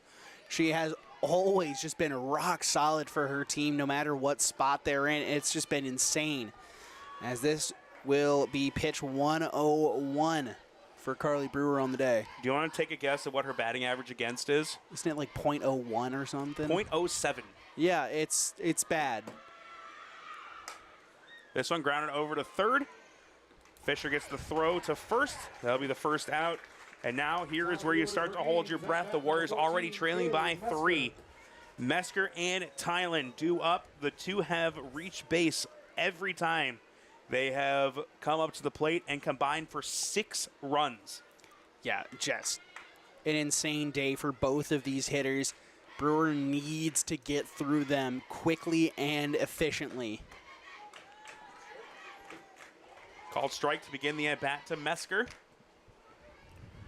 Mentioned before, came in number 4 in the state in 5A in steals. Swiped a base earlier in the game to give her an even 30 on the season. Fouls this one off. This would be a big strikeout. Mesker has been a little strikeout prone this season, with 15 of them to lead the team. See if Brewer can make it 16 here with a good pitch.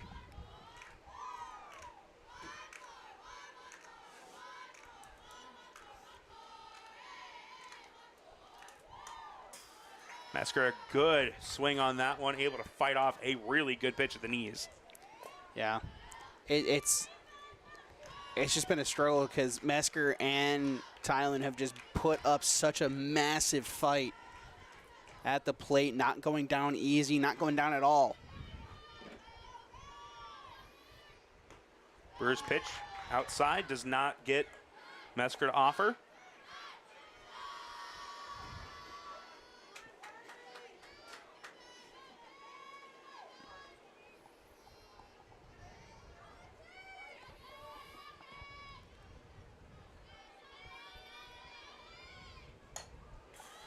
Mesker gets that bat out there to stay alive, getting a piece of it and fouling it off.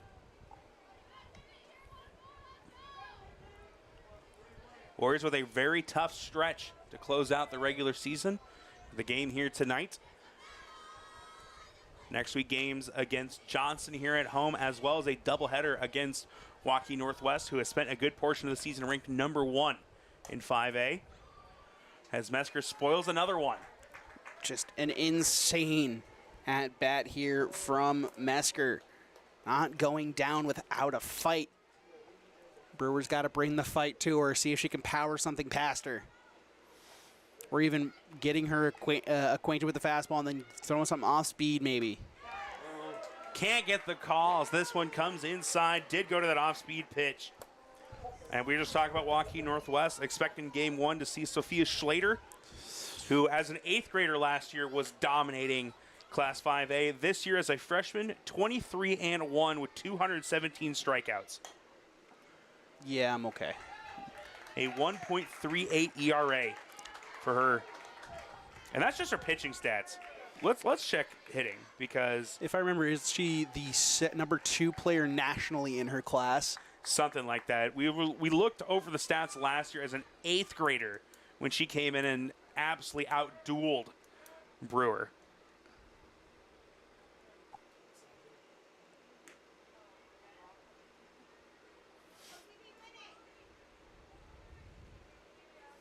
So we'll see the 2-2 offering here to Mesker. That'll be outside, ball 3. That'll run the count full.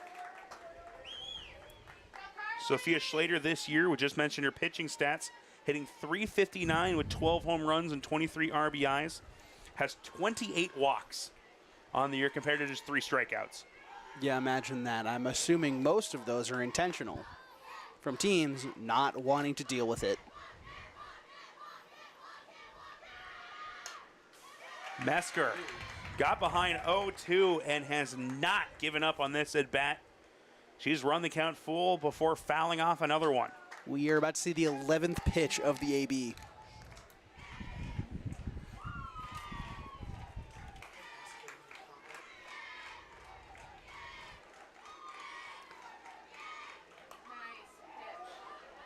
And they're going to say it went foul. Warriors couldn't get a break on that one. Pitch number 12 now. Metzger at the plate, just 1 out in the inning. What an incredible AB from Mesker.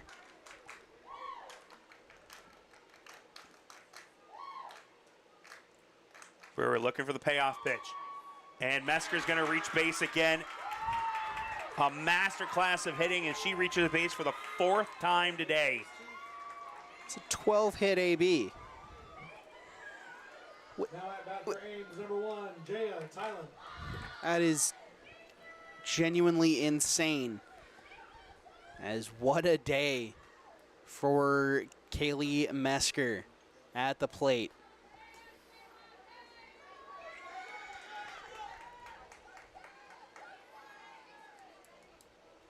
Jaya Thailand at the plate. 3 for 3 on the day, 2 RBIs and 3 runs scored. Gets a called strike there.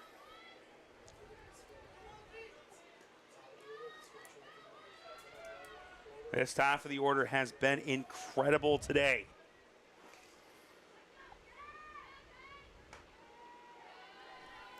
You can make the argument Cameron Johnson's had the worst game of the top 4. And she's 1 for 3 with a pair of RBIs and a run scored. Yeah, and that's an insane thing to say, that's the worst day that's been had by these little Cyclones at the top of the order. Well, Cyclones currently ranked number 11 in Class 5A. And I'm telling you this much, coming into the postseason, I do not want to face the top of this order, no matter what team I'm part of. Yeah, I can't imagine having to face this order unless you have a certified ace somewhere.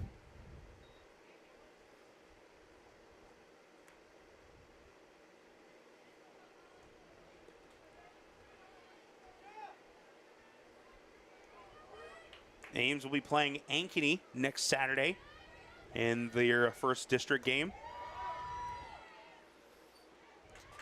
Garvey's throw off to the right, and that'll be the second steal of the game for Mesker. Puts her in scoring position for Thailand.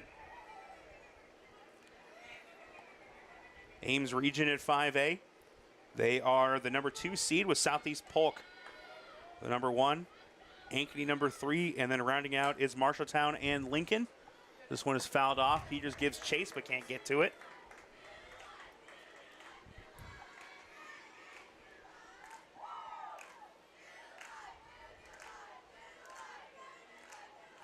Mentioned earlier, Norwalk will await the winner of Keokuk and Fort Madison. Mount Pleasant and Oskaloosa. Winner of that game takes on Winterset on the other side of the bracket. Warriors were on the road last night, losing to the Huskies, just their 4th loss of the season. Nice. Pitch comes in high. And another full count against the Norwalk Ace. Back-to-back full counts worked, as this will be the 7th pitch of the AB. Back-to-back double-digit at-bats are not going to happen here, as it'll be a walk issued. Sometimes your order just has it, and that has been the case for Mesker and Tylen. Hey, nothing hurt. Here goes Carly. 8 trips to the plate, 8 times reaching. It's just been a clinic put on by this part of the order. Not much else to call it. Looking just at the stats for the number 1 and number 2 hitters in Mesker and Tylen. Mentioned 8 trips to the plate, a combined 6 hits, a walk, a hit by pitch, as Leah Crick is going to come in and replace Carly Brewer, as well as 2 RBIs and 6 total runs with a pair of steals for Mesker as well. Yeah, and Brewer will end her night with 120 pitches on the evening. So they'll hand it off to Crick, see if she can't finish off this part of the order. We'll take a break for the pitching change and come back here in a little bit.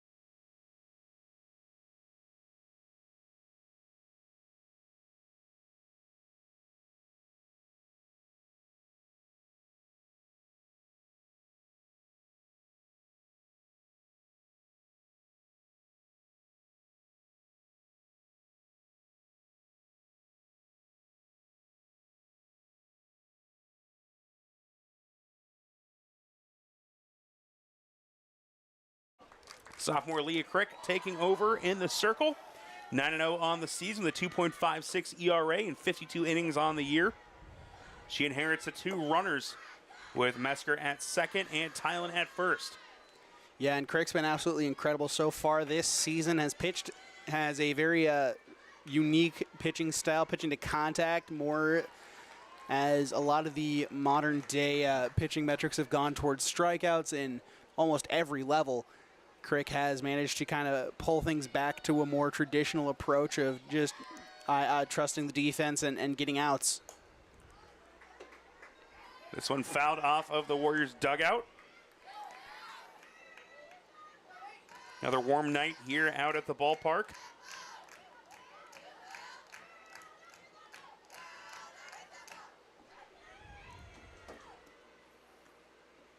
Pitch in the dirt. Trying to get Johnson off her at it. A rough night to say the least for Carly Brewer. 6 1/3 innings pitched, 7 earned runs allowed, and just 1 strikeout.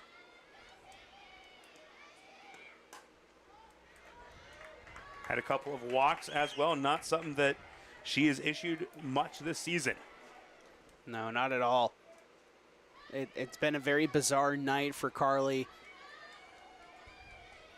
There's just not much else to add on top of it. It's just this top of the order absolutely rakes and took advantage of that. This one goes off the glove, and everyone is safe.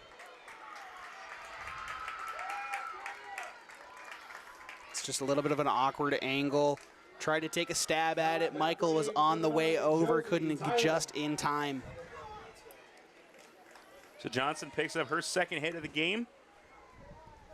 Both runners advance, and that will set up Josie Tylen, who is 2 for 3 on the day with a pair of RBIs. Yeah, it's going to be a task and a half. The plate is at the plate. Warriors already trailing by 3 runs, 7-4. 1 out here in the top of the 7th.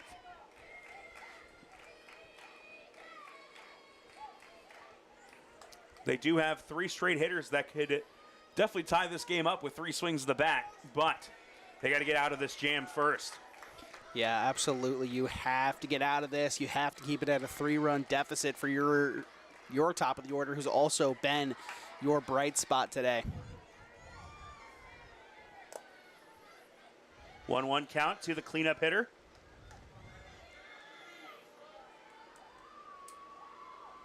Warriors trying to avoid back-to-back losses for the first time this season. This one hit over to first. Play at the plate, and Mesker is out. Good play made by Carnatz. Tylen is out, or advances to first. And that'll bring up Geffrey. 0 for 3 on the day, due for a big hit.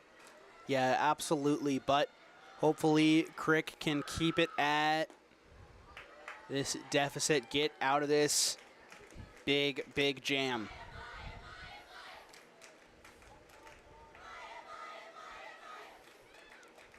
Infield back to normal depth. Off-speed pitch comes in high, makes it 2-0. Nowhere to put Geffrey with Smalley waiting on deck. She's also 0 for 3, but has been dealing since midway through the second inning. This one is fair, and that is going to be a double. And 2 more are going to score. Those will be attributed to Carly Brewer. Geffrey gets her first hit of the game and drives in 2. Yeah, that's just a powerfully struck ball out there into left field. Great job by Geffrey. And like we said, she was due. And now it is the opposing pitcher, Smalley, up at the plate. So Jaya Tylen on the game now. 4 plate appearances, 3 hits, 2 RBIs, a walk, and 4 runs scored. Yeah, has to be player of the game material. For me, coming out of Ames, it would either be her or Smalley with that performance since that second inning. And I think it has to go to Smalley. She has shut down Norwalk since that little bit of a blip in the first defensively, and then halfway through the second, she just kind of flipped the switch and just went after it. This one grounded off, and everyone is safe again. As an infield single for Smalley, her first hit of the game. And that's the second time Crick has gotten exactly what she wanted, but it just took a rough bounce. As a courtesy runner over at first, it will be Leanna Kershaw, the 8th grader. Yeah, and this has just been a bit of a disaster inning. I mean, started with Brewer getting into some trouble. Crick comes in, gets the results she wants, just unable to get the glove to him. And it's just been a struggle for Norwalk pitching the past couple of nights, really. Warriors have allowed a combined 16 runs in the last 2 games. I mean, to be fair, I'd rather have it out of my system now rather than have this come up in the middle of post-season play. Excuse me. Another single, this time for Kate Nye. As this time through the order, this team is hitting. As they have exploded for 4 runs. Crick trying to get out of the inning. Kylie Sudall. 4th trip to the plate, 0 for 3. She was the final out in the 2nd, 4th, and 6th. And the Warriors trying to hope she is number 3 in inning number 7 as well. And that is going to eat Fisher up at 3rd, and that will bring home another run. First error of the game for Norwalk. Nye advances to 2nd. And that brings Kershaw home. Is that, I think in my eyes, this inning has put things out of reach for Norwalk, given how well Smalley's been pitching. Never say die, but it's looking like a closed book here. As that's going to be looped out there. Haley Craig Every single hitter has reached base in this inning. As that is a 2-out double. In for the Ames run. Yeah, and they're just jumping all over At bat Crick. number 14, Kaylee Mesker. Gonna let Crick work here as it'll bring up Mesker again. They've worked through the order. Craig being that leadoff hitter to start the inning. Mesker, this one grounded over. Michael finally ends the inning as Mesker, first time she's not reached base today. But 5 runs up on the board, 6. After a disastrous top of the 7th, the Warriors will bring the top of the order as they look to try and mount a huge comeback.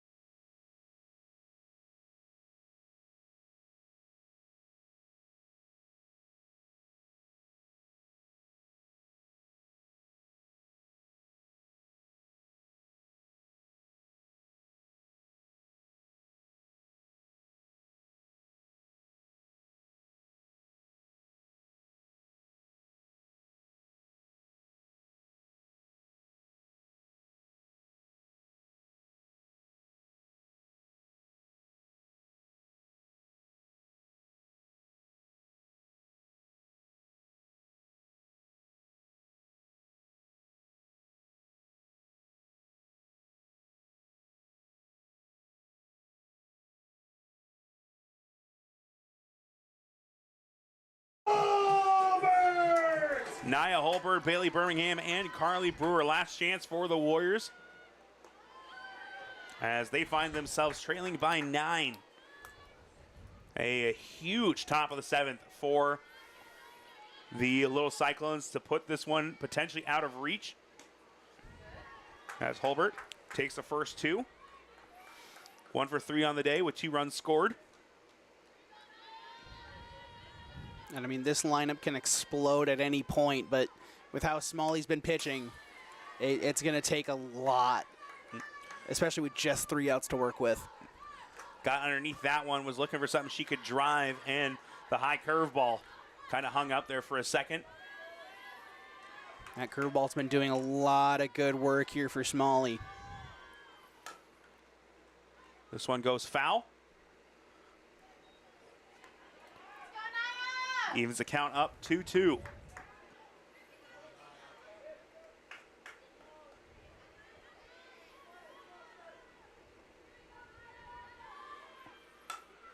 As this one, Holbert reaches out, able to get on base with the opposite field single. Yeah, good poke out there into left field, and that gets a At runner bat on the for Warriors, Birmingham. Number 14, Bailey Birmingham.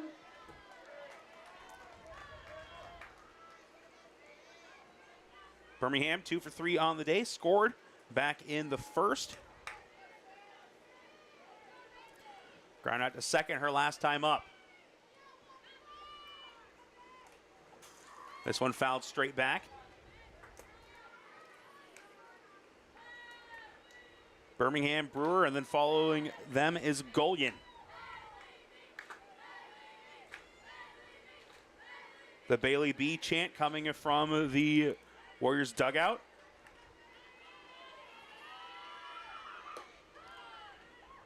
Throw down to first, trying to keep Holbert close. That's always a risky move, especially with Holbert on base with that speed. I get you don't want her running and you want to see if you can get that first hit erased, but it's such a risky play throwing it down to first, especially if you throw it wide. That's at least getting to second base, if not third. Brewer pops this one up. On the infield, it'll be grabbed by Nye. Second time she's flown out to second base. At bat for the That'll bring up Warriors, Carly number Brewer 3, with one the gone. pitcher, Carly Brewer.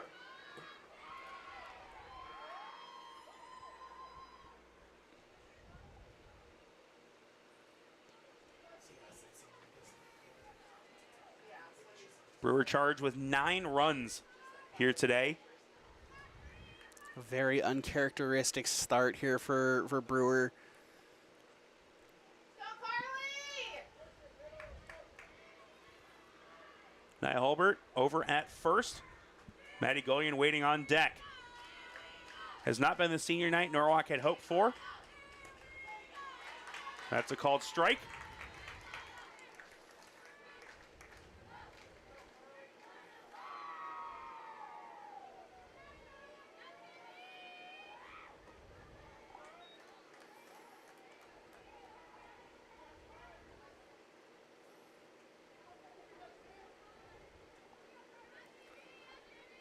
Brewer 1 for 3 on the day, did have an RBI. That one's a called strike at the knees. Warriors got the leadoff single from Hulbert. Birmingham popping out over second base. That one goes outside. 5 strikeouts in the game for Smalley. And she looking to go the distance with just 2 earned runs.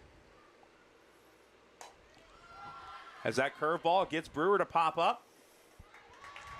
Squeezed over at short by Johnson, and that's the second out of the inning. Yeah, that curveball's just been doing nothing but good work here tonight. Not surprising at all to see that. Going the last hope for the Warriors. They trail 13 to 4. As looking around the conference results a little bit, as this one will poke its way through. Only game that has been finalized is West Marshall defeating Newton in the Little Hawkeye Conference. Norwalk did capture the conference win with that big win on Monday over DCG, 3-2. Another curveball in there for a strike. As Xavier defeats Wahlert Catholic, who will be coming in to play a doubleheader on Saturday against this same Norwalk team. It's a 6-1 affair in that game. Hey, they put a run up against Xavier. Not a lot of teams have done that. Garvey fouls this one off, makes it 1-2. Trying to keep the game alive with Addie Fisher waiting on deck.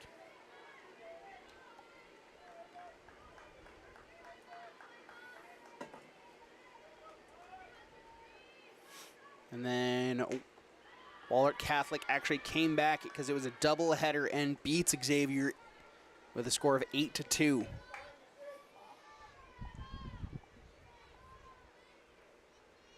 So 2 number 1s doing battle. Garvey grounds out the 3 unassisted, and that will do it here today. Smalley goes the distance. Got off to a rough start after giving up 3 runs, 2 of them unearned back in the bottom of the first, but the bats came alive at the top of the order. A monster 7th inning as well.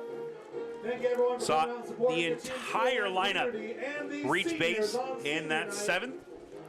And Norwalk cannot come back in this one. Ames captures the victory 13-4 here on the road. Norwalk has that matchup on Saturday doubleheader. We will not be here for that game, but we will be back Monday as they take on Johnston before a doubleheader next week against Waukee Northwest to close out the regular season. Yeah, and I mean, it's a great game from Ames. Have to give player of the game here to Smalley in the circle.